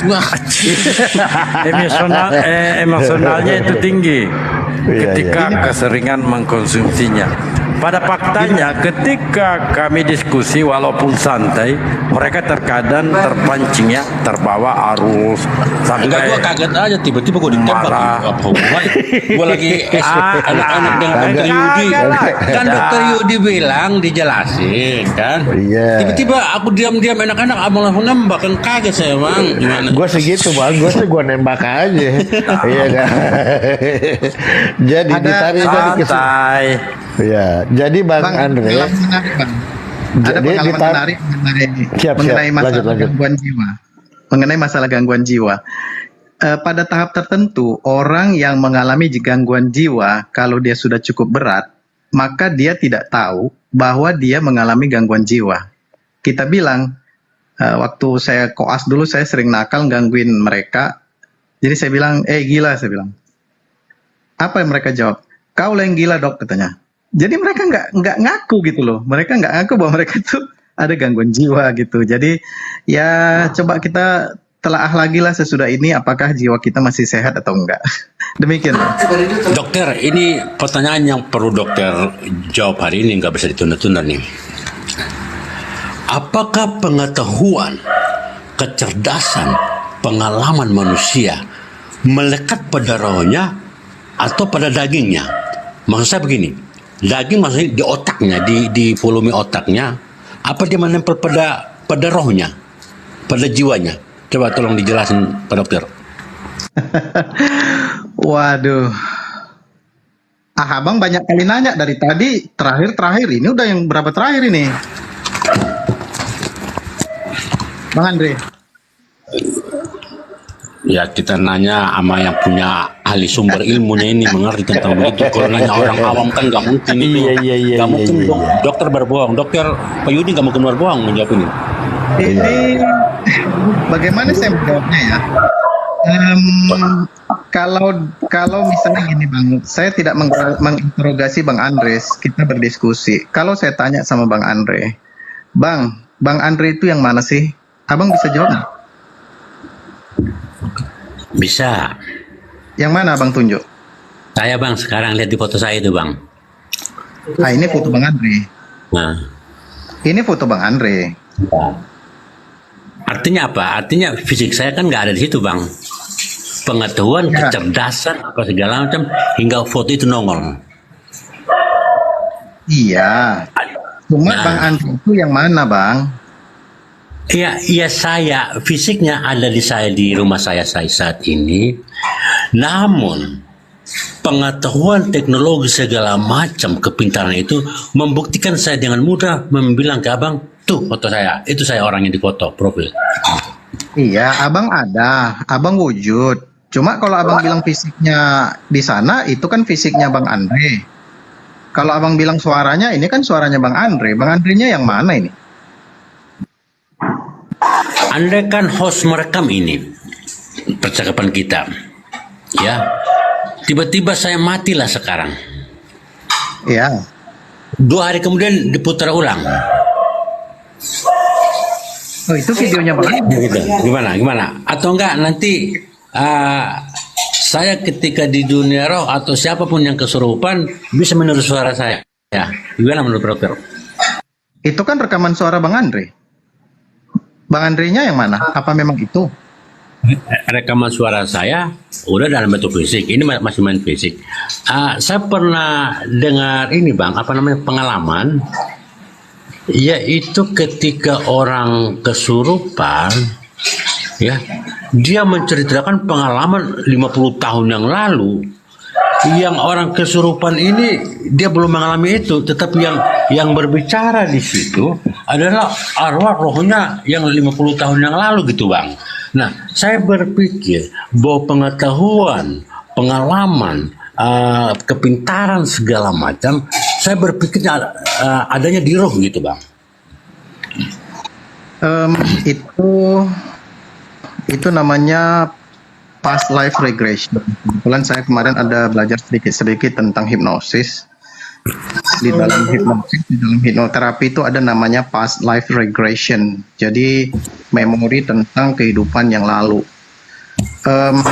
Untuk dua topik ini Bang Andre, saya minta maaf kali sama Bang Andre tentang past life regression dan tentang eksistensi manusia itu sebenarnya adanya di mana, kan begitu, apakah di fisiknya. Topik ini minta izin, minta maaf semuanya, tidak bisa saya buka di umum. Jadi karena begini Bang Andre, kalau ini saya buka kepada orang-orang yang pemahamannya, maaf cakap, cetek gitu ya, ini bisa menimbulkan fitnah. Jadi saya akan buka ini tapi di diskusi tertutup. Kayaknya Bang Andre pemahamannya cukup cukup bagus, cukup dalam untuk bisa mendiskusikan ini. Kalau di sini saya ingin menghindari fitnah aja Bang, tapi saya tahu jawabannya. Oke abangku, terima kasih. Next time kita ini bang, kita kursi barang. Siap. Bukan saya tidak mau jawab abang ya, saya hanya menghindari jangan ada keributan. Oke abangku. Baik, siap Bang Andre. Oke, abang-abang. Luar biasa ilmunya ini Pak Dokter ini. Masya Allah. Oke, terima kasih buat semua abang-abang di sini. Saya banyak belajar dari abang-abang. Terima kasih banyak. Itu hanya Allah yang bisa menilai, hanya Allah yang bisa membalas, karena kita juga tidak saling kenal. Cuma saya berdoa semoga abang-abang tetap diberikan kesehatan, usia yang panjang, yang berkah, kehidupan yang bahagia, supaya tetap bisa mencerahkan kami. Amin, ya Allah. Amin. Kalau nggak ada lagi yang lain Bang, saya izin untuk turun ya Bang ya. Baik Pak Dokter, saya follow ya. Siap Pak Dokter, di follow Pak Dokter ya. Baik, saya udah follow semua Bang di sini. Siap Pak Dokter, ya. Assalamualaikum. Gurunda masih nyimak ya. Kalau nanya penyakit nanti bisa ya Pak Dokter ya. Masya Allah masih ada Gurunda.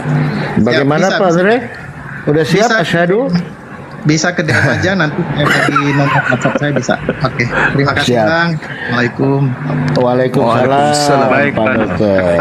Nanti bisa DM nomor WA-nya untuk lebih baik. Baik. Entah 100. Pak Dokter sebelum turun ada 100 nggak Pak Dokter? Turun dia, aduh. Masya Allah.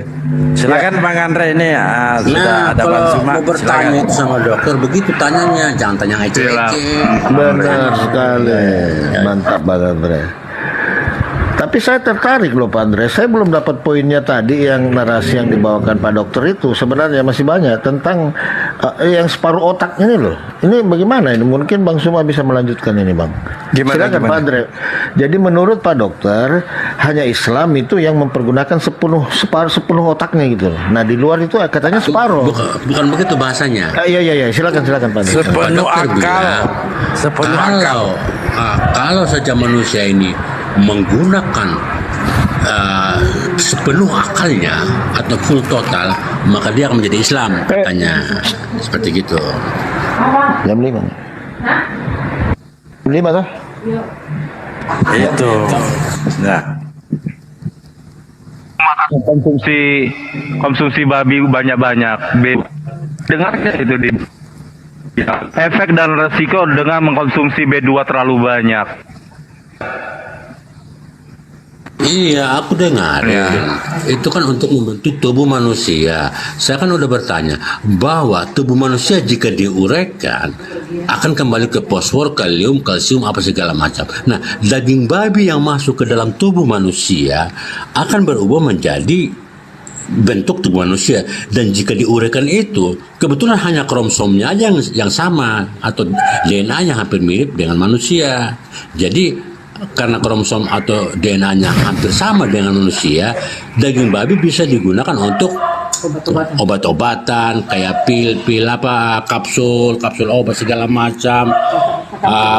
ganti hati segala macam, ganti ginjal, kan seperti itu kedokteran ini bicara nalar logika, dan itu ada bukti dan bisa dipercaya, itu seperti itu loh Bang. Bukan, Anda salah. Ketika insulin babi itu insulin, tahu insulin, penyerapan inti daripada lemak babi dicangkokkan ke manusia bisa menjadi sumber medis. Tetapi ketika memakan B2 dalam konsumsi setiap hari dan dagingnya akan menyebabkan kerusakan pada DNA manusia. Karena apa? DNA B2 dengan DNA manusia itu memiliki persamaan. Nah, akan mudah persamaan DNA itu masuk ke dalam DNA manusia yang menimbulkan namanya kerusakan pada DNA manusia bila terjadi pencakokan dan memudahkannya unsur penyakit masuk ke tubuh manusia, yang terutama adalah merusak sel pada otak manusia.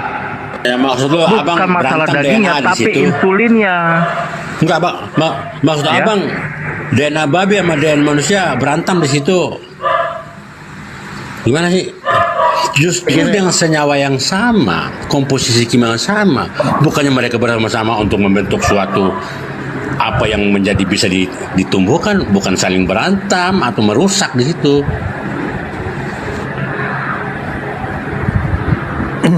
Jadi mungkin begini Bang Andre. Aduh, signal saya. Nggak percaya kita nanya lagi ke dokternya besok. Coba. Iya. Jadi mungkin begini maksud dokter. Kalau kita keseringan, kebanyakan makan B2 mempengaruhi juga ke jiwa. Artinya jiwa itu kan ada sifat, ada segala macam, gitu loh. Bagaimana kira-kira Bang Suma? Betul Bang. Iya. Baik, saya masuk sedikit ya. Iya, silakan. Silakan ke Runda. Baik. Jadi sangat menarik tadi apa yang diuraikan oleh Pak Dokter dan juga pertanyaan Saudara Andre itu sebenarnya Islam, itulah Islam. Jadi Islam itu harus bermuara kepada akal. Makanya bertaburan ayat di dalam Al-Quran itu yang membahas tentang akal. Misalnya di dalam Al-Quran surah Al-Baqarah, kemudian Ali Imran, lalu Al-Araf, surah Yunus, Al-An'am, surah Yunus, Hud, dan seterusnya. Dan di komponen surat itu, surah-surah yang ada dalam Al-Quran itu bukan cuma satu ayat, dua ayat, tapi banyak data di dalam ayat suci Al-Quran itu yang menerangkan tentang akal ini. Salah satunya afala ta'qilun. Jadi selalu ajakan itu kepada berfikir, mengerti, mengetahui, menelaah, mentadabburi. Itu. Nah, sekarang muncul pertanyaan. Apakah akal dan otak itu sama? Nah, ini kita harus mendudukkan ini dulu. Otak dan akal itu berbeda. Beda Bang. Beda. Betul. Jadi otak itu adalah organ yang ada pada diri manusia. Jadi otak bukanlah akal dan akal bukanlah otak. Sama seperti ketika kita melihat kemudian daya cipta atau daya serap atau daya karya dari sebuah komputer.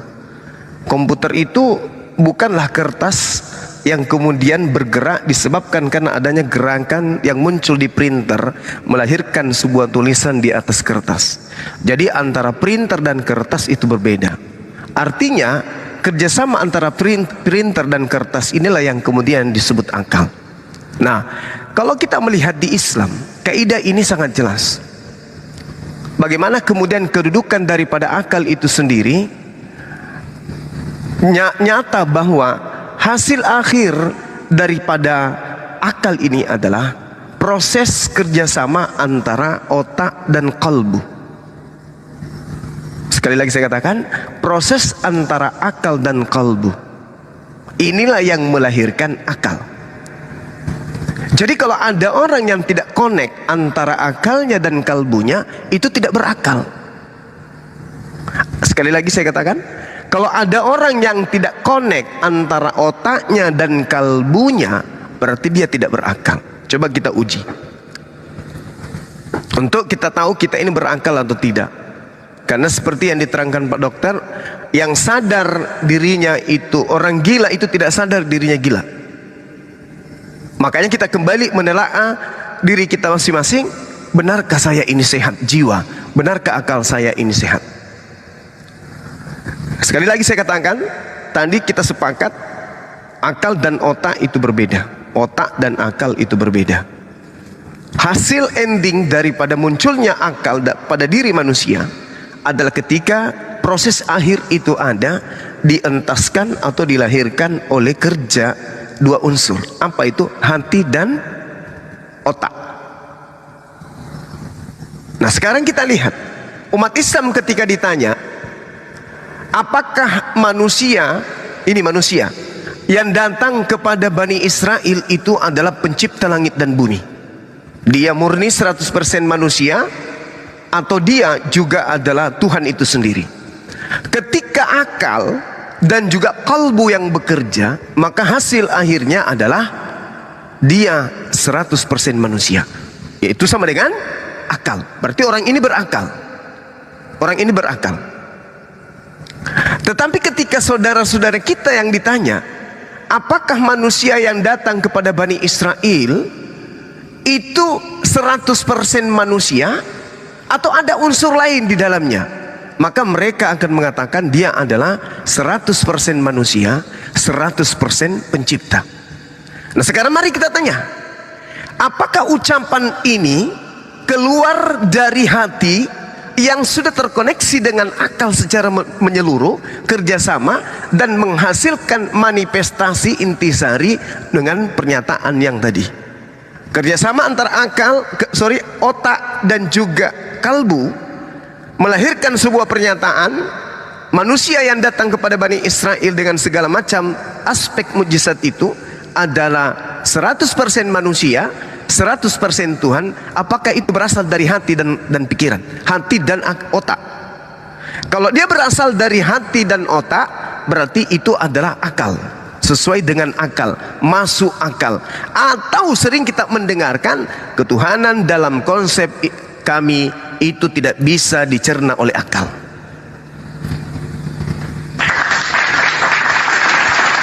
Kalau sudah sampai pada proses dan hasil dari proses ini melahirkan suatu kesimpulan tidak bisa dipahami dengan akal, berarti mereka sedang tidak menggunakan akal. Tapi kalau ada yang lebih dari itu, cuma supra.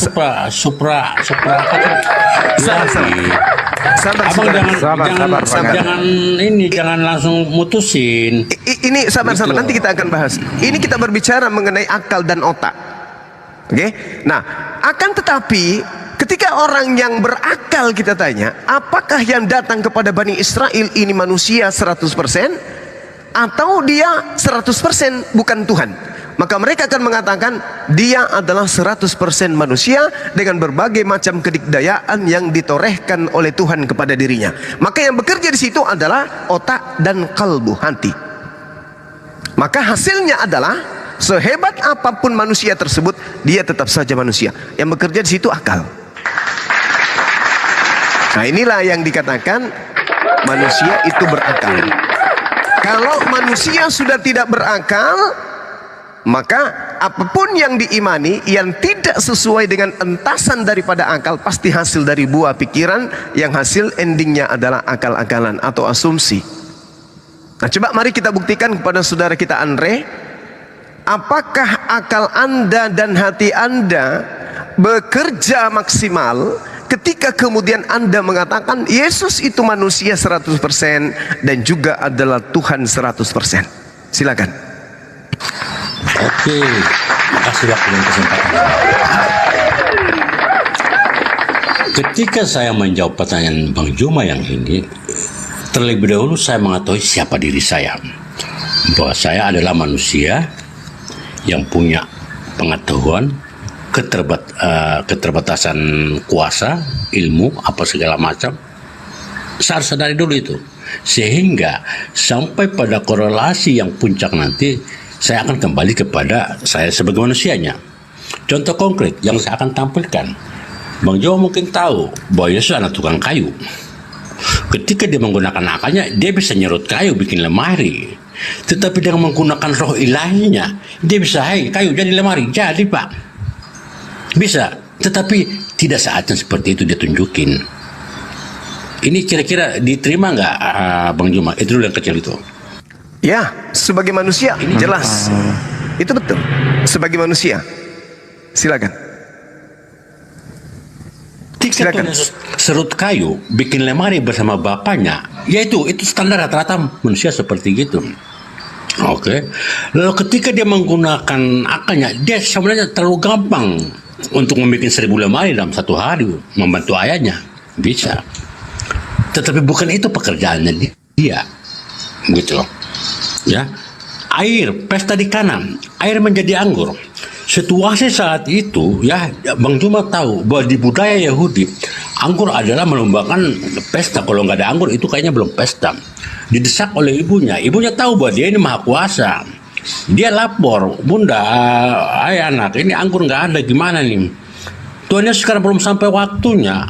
Dia terpaksa sampai mujizat pertama dibikin dia pada saat itu. Di mana bisa merubah air jadi anggur. Kan itu pekerjaan ilahi itu Pak Juma. Pekerjaan ilahi. Gitu loh Pak. Kira-kira itu aja dan penjelasan saya. Ya, jadi saudara saya, inilah pola yang kemudian dilakukan oleh orang yang kemudian beragama tidak menjadikan akal itu sebagai buah dari iman. Anda kesana kemari menjelaskan. Tentu kenapa? Karena sudah jatuh dari awal.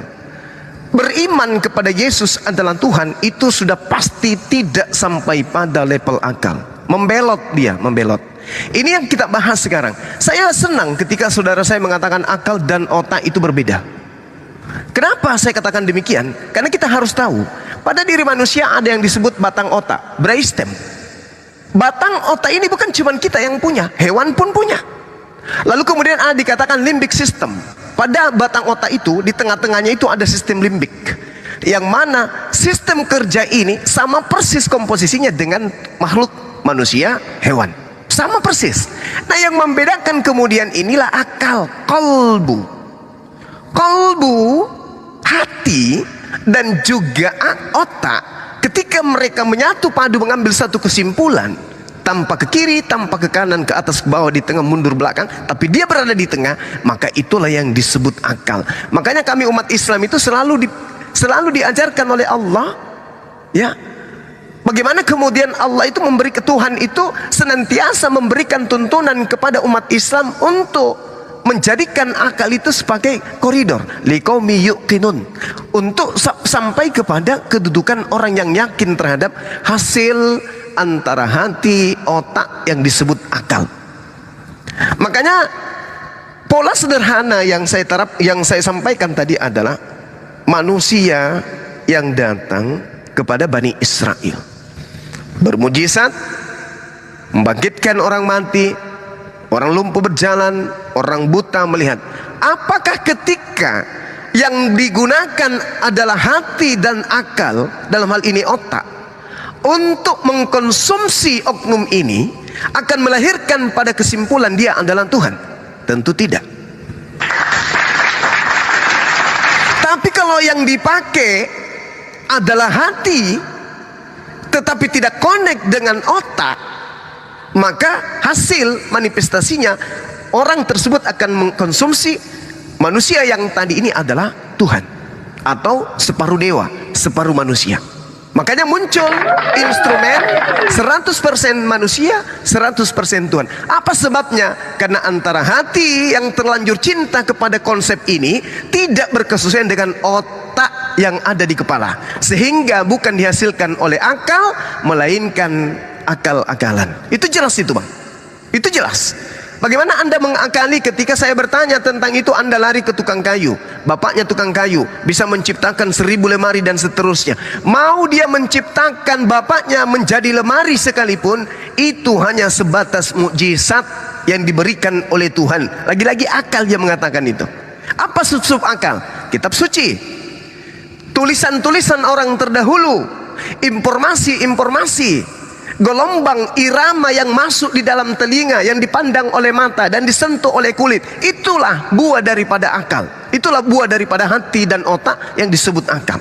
Kalau tidak sampai pada level itu, maka ada pesan, jangan coba-coba Anda memperdebatkan Bible dengan orang Islam. Kenapa? Orang Islam mengukur isi Bible dengan akal, sementara orang Kristen mengukur Bible dengan iman.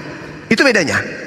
Makanya Anda mengajukan pertanyaan-pertanyaan kepada dokter kritis tengah itu, saya suka. Tapi ketika kritisnya saudara dilimpahkan kepada konsep iman doktrin yang ada dalam agama saudara, hancur lebur, tidak bisa ditegakkan, sama sekali nggak bisa ditegakkan. Inilah yang kita lihat. Makanya kenapa kemudian Al-Quran mengatakan orang-orang kufur itu disebut ulaika syarrul bariyah, seburuk-buruknya makhluk. Kenapa? Karena dia diberi potensi, Bung. Dia diberi chip, di mana chip itu berfungsi untuk menarasikan, menjelaskan, menguraikan, dan juga memberikan satu sinyalemen kepada makhluk lain tentang instruksi kebenaran. Tetapi chip itu nggak dipakai. Apa itu? Otak dan kalbu. Mereka tidak menggunakan itu. Yang mereka gunakan adalah mata, telinga, mulut. Tidak sampai kepada hati. Kalaupun sampai kepada hati, hanya sampai kepada perasaan, tidak sampai kepada unsur akal. Apa itu? Perpaduan antara otak dan juga kalbu. Nah, coba kita lihat.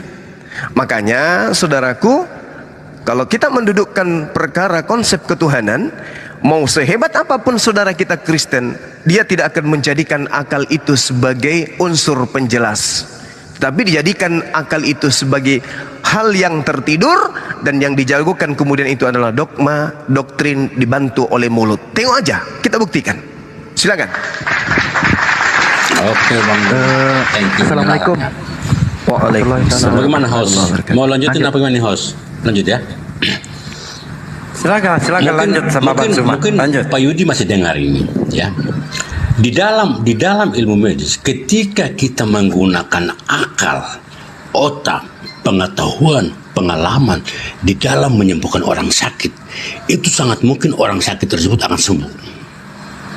Artinya, pengalaman, ilmu pengetahuan tentang kedokteran, cara mengoperasi apa segala macam, itu sudah diperoleh dari ilmu-ilmu pengetahuan yang baik, yang tentunya bagaimana manusia ini hidup panjang. Tapi Bang Juma, jangan lupa dalam hal ini, ketika dokter berputus asa menyembuhkan orang sakit, tidak sampai artinya semua akal daya upayanya sudah digunakan. Dokter bilang, Pak, hanya mujizat yang bisa menyembuhkan Bapak.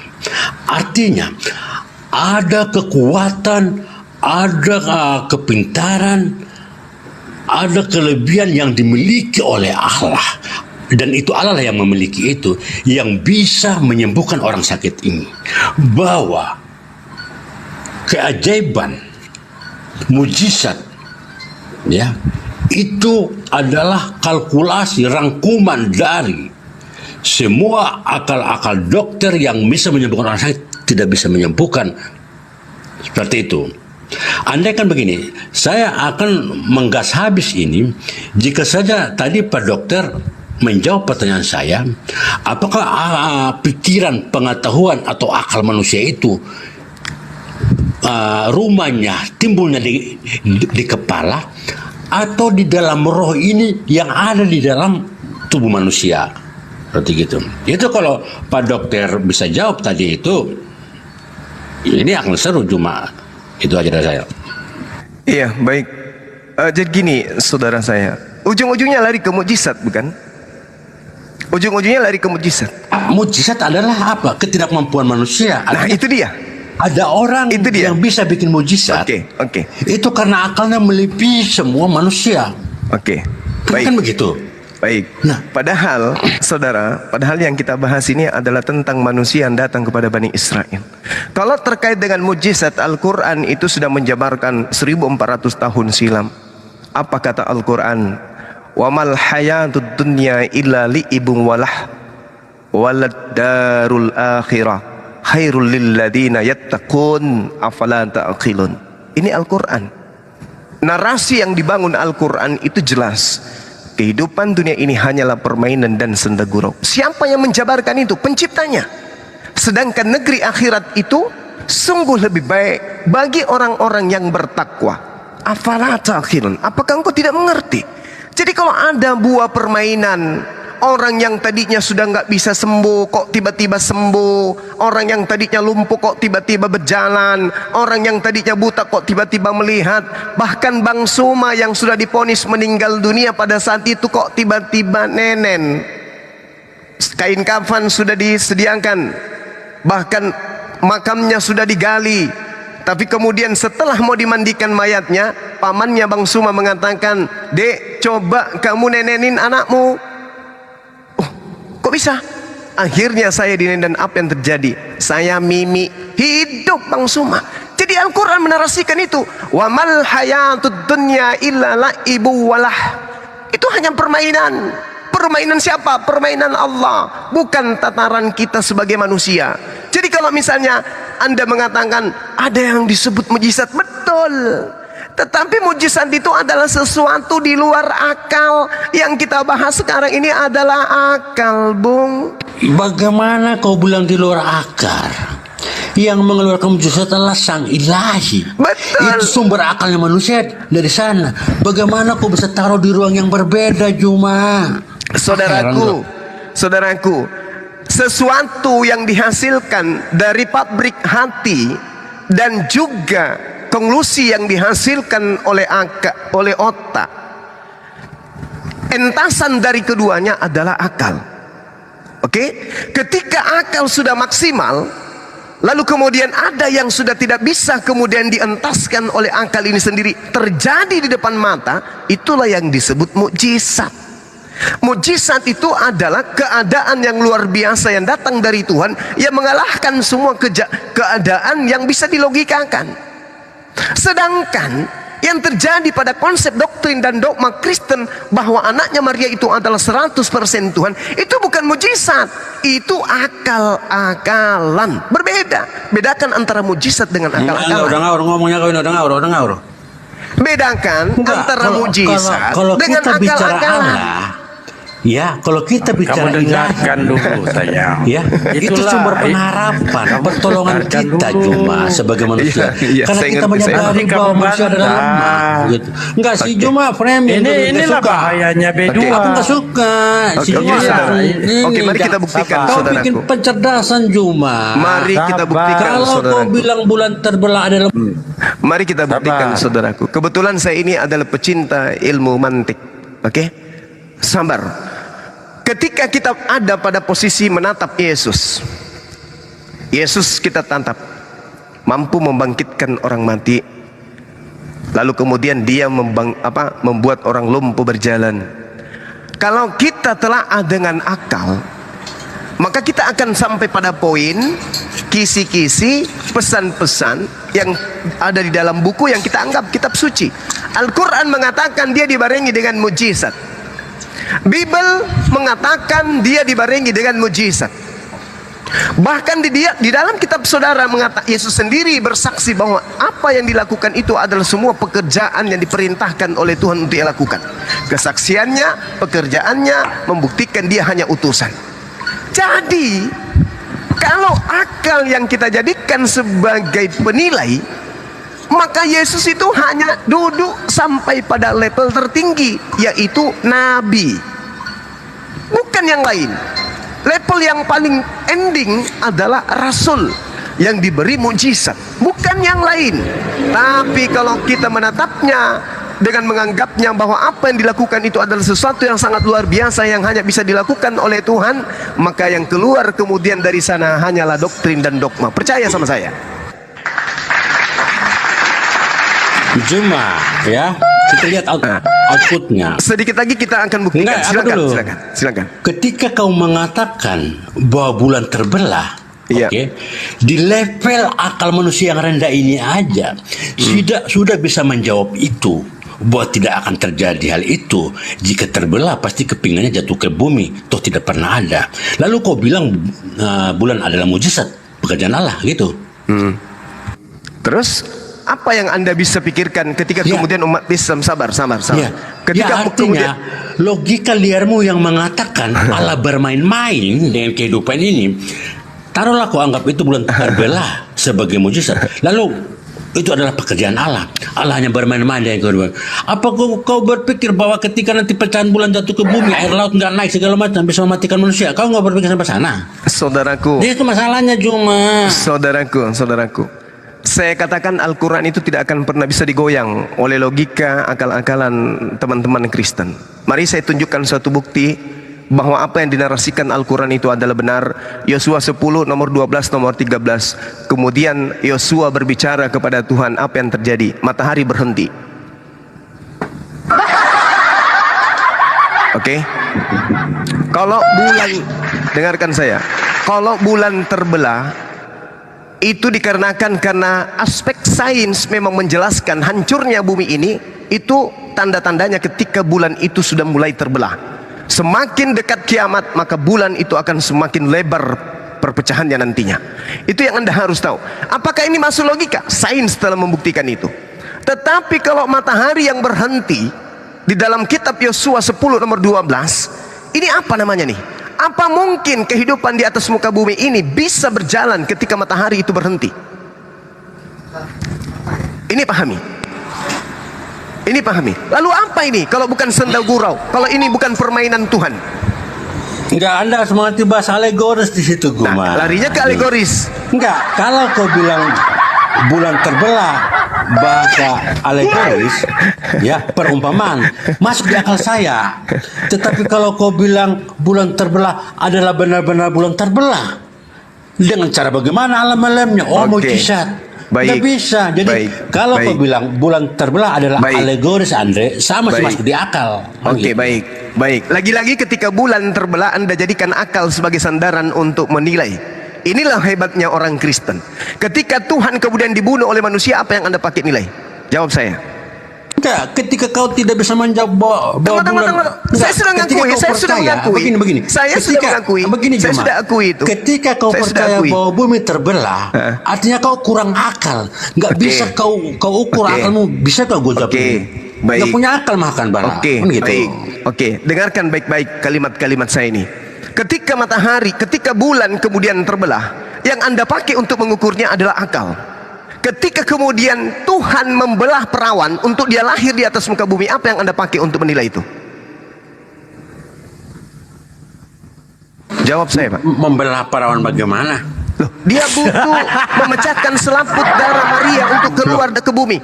Apa yang aneh bagi manusia? Nah, apa yang aneh bagi manusia? Tengoklah. Bahwa manusia memang. Pertanyaan saya, apa yang Anda pakai untuk menilai keadaan itu?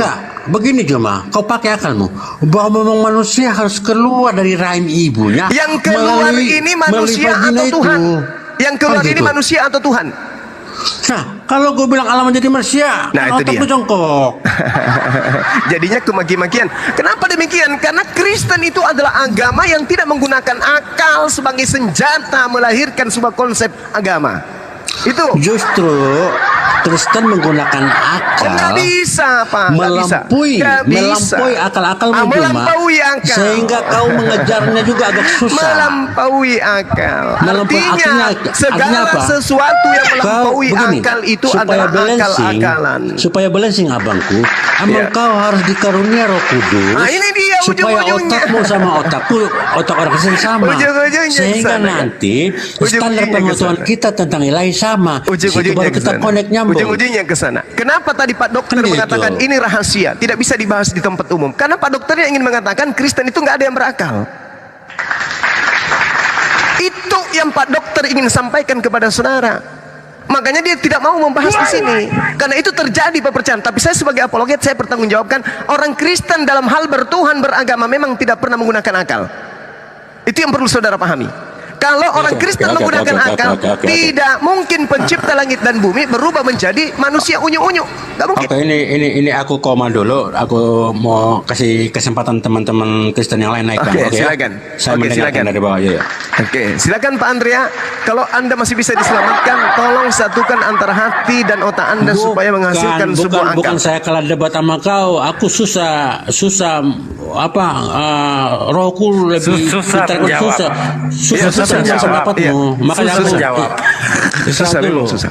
Susah Anda menggunakan akal-akalan, saya menggunakan akal. Memang berat. Enggak begini. Bisa aja abang kutabrak habis, cuma enggak enak nanti komal sepi. Takut komal sepi bang, biar kalian menjadi hidup kita semua. Iya, saya menghargai. Saya menghargai Bang Andre, saya menghargai Anda.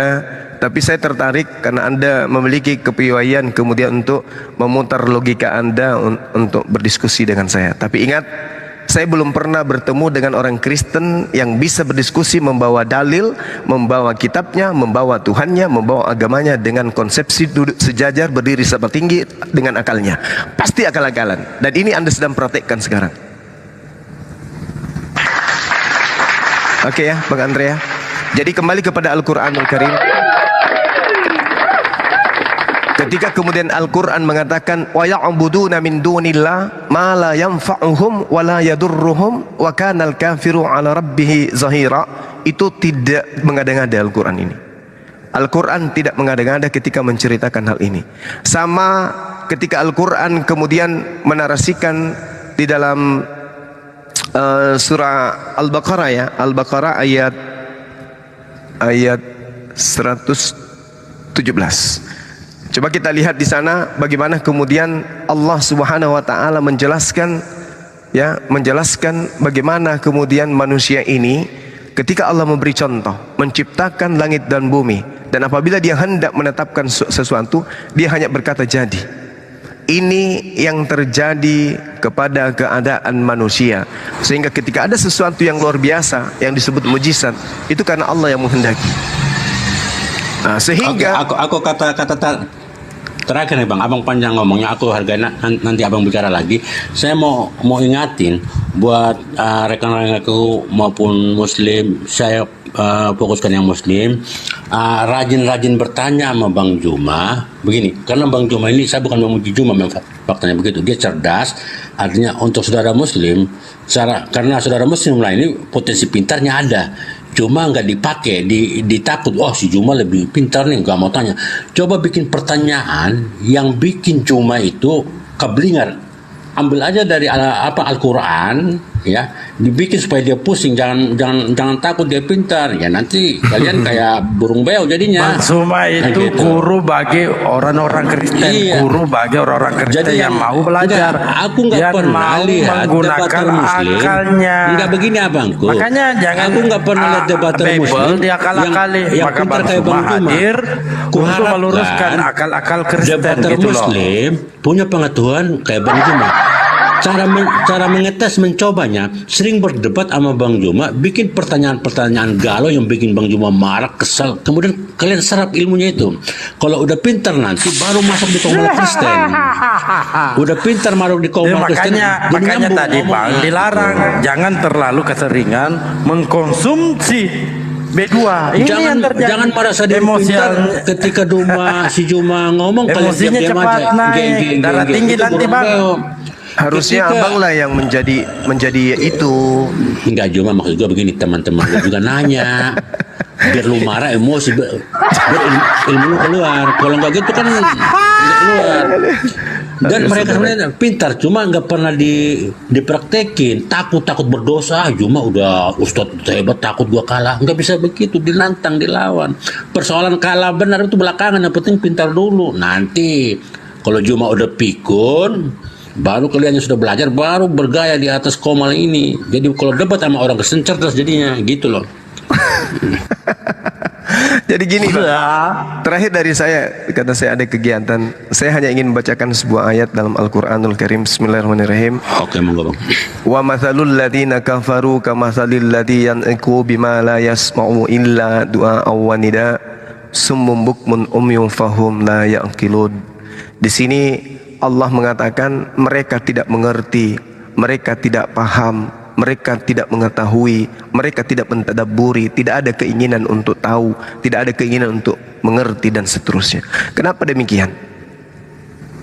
Karena Allah menjabarkan semisal Bang Suma itu kepada orang-orang yang kufur, orang-orang yang kafir di luar Islam.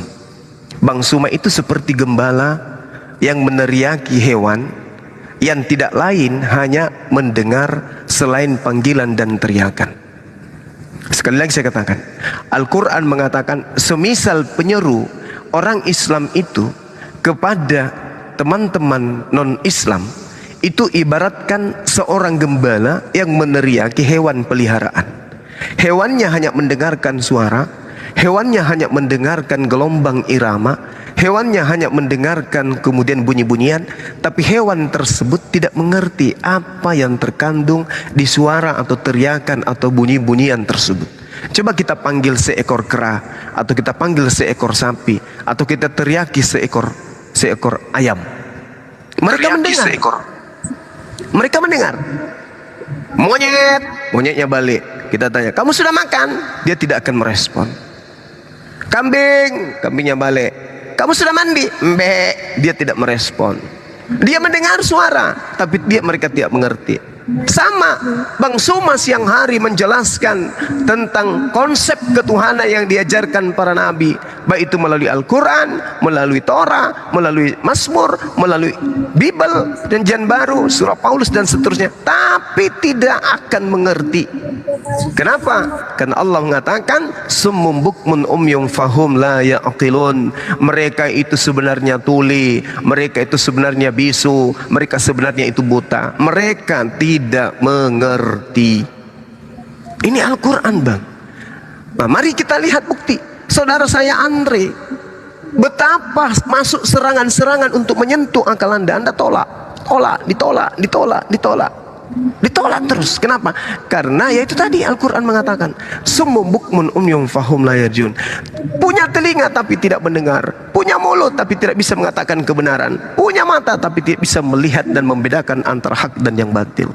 Ini kenapa? Karena tidak bekerja antara hati dan otak sehingga melahirkan sebuah akal. Akal ketika berbicara mengenai konsep ketuhanan, maka dia pasti kepada iman yang besar, iman yang benar, iman yang ada pada diri manusia, yang dientaskan dari hasil filter hati dan otak, akal, itu pasti menjadikan orang itu menjadi orang yang beriman dengan benar. Nah, sedangkan saudaraku, contoh sederhana, saya belum kemana-mana. Waalaikumsalam warahmatullahi wabarakatuh. Belum kemana-mana, kita masih di situ mutar-mutarnya. Apakah Yesus ini 100% manusia atau 100% bukan Tuhan, atau Yesus ini 100% manusia dan 100% Tuhan? Coba kita pakai akal, dari hati, otak, akal. Atau kita akan menjawab dia 100% manusia, 100% bukan Tuhan, maka itu pasti adalah olahan hati dan otak. Tapi kalau ada yang mengatakan Yesus 100% Tuhan, Yesus 100% manusia, sudah pasti itu tidak melalui hati dan otak. Bisa jadi yang dipakai hanya otak, tidak pakai hati. Bisa jadi yang dipakai hanya hati, tidak pakai otak, sehingga tidak sampai kepada poin akal. Makanya teman-teman Kristen mengatakan, jangan kau pahami konsep ketuhanan Yesus dengan akal, sebab hanya orang yang dipenuhi Roh Kuduslah yang bisa memahami tentang ketuhanan Yesus. Itu endingnya. Dengan kata lain, jangan kau pakai otakmu dan hatimu ketika kau mencari konsep ketuhanan di Kristen, sebab konsep ketuhanan Kristen itu tidak masuk akal, tetapi masuk ke dalam konsep harus penuh dengan bimbingan Roh Kudus. Itulah dia yang membedakan kita. Akal-akalan dibungkus dengan konsep Roh Kudus. Sementara kalau di Islam itu tidak ada yang seperti itu. Umat Islam hasil endingnya adalah akal, akal, dan akal. Seperti itu saudara Andre dan teman-teman yang lain. Mohon maaf kalau ada kata-kata yang kurang berkenan. Saya hanya menjelaskan dalam perspektif akal sesuai dengan tema yang sudah saudara bahas. Kalau ada kebenaran datangnya dari Allah, kalau ada kesalahan itu datangnya dari pribadi saya. Subhanakallahumma bihamdi, asyhadu an la ilaha illa anta, astaghfiruka wa atubu ilaih. Salam tauhid, salam satu Tuhan, jayalah Islamku, jayalah NKRI ku. Allahu Akbar.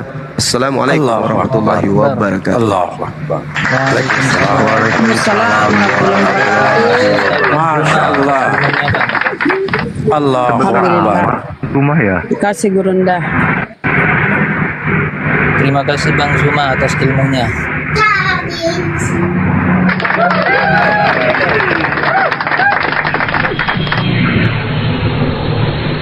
Bagaimana Bang Andre?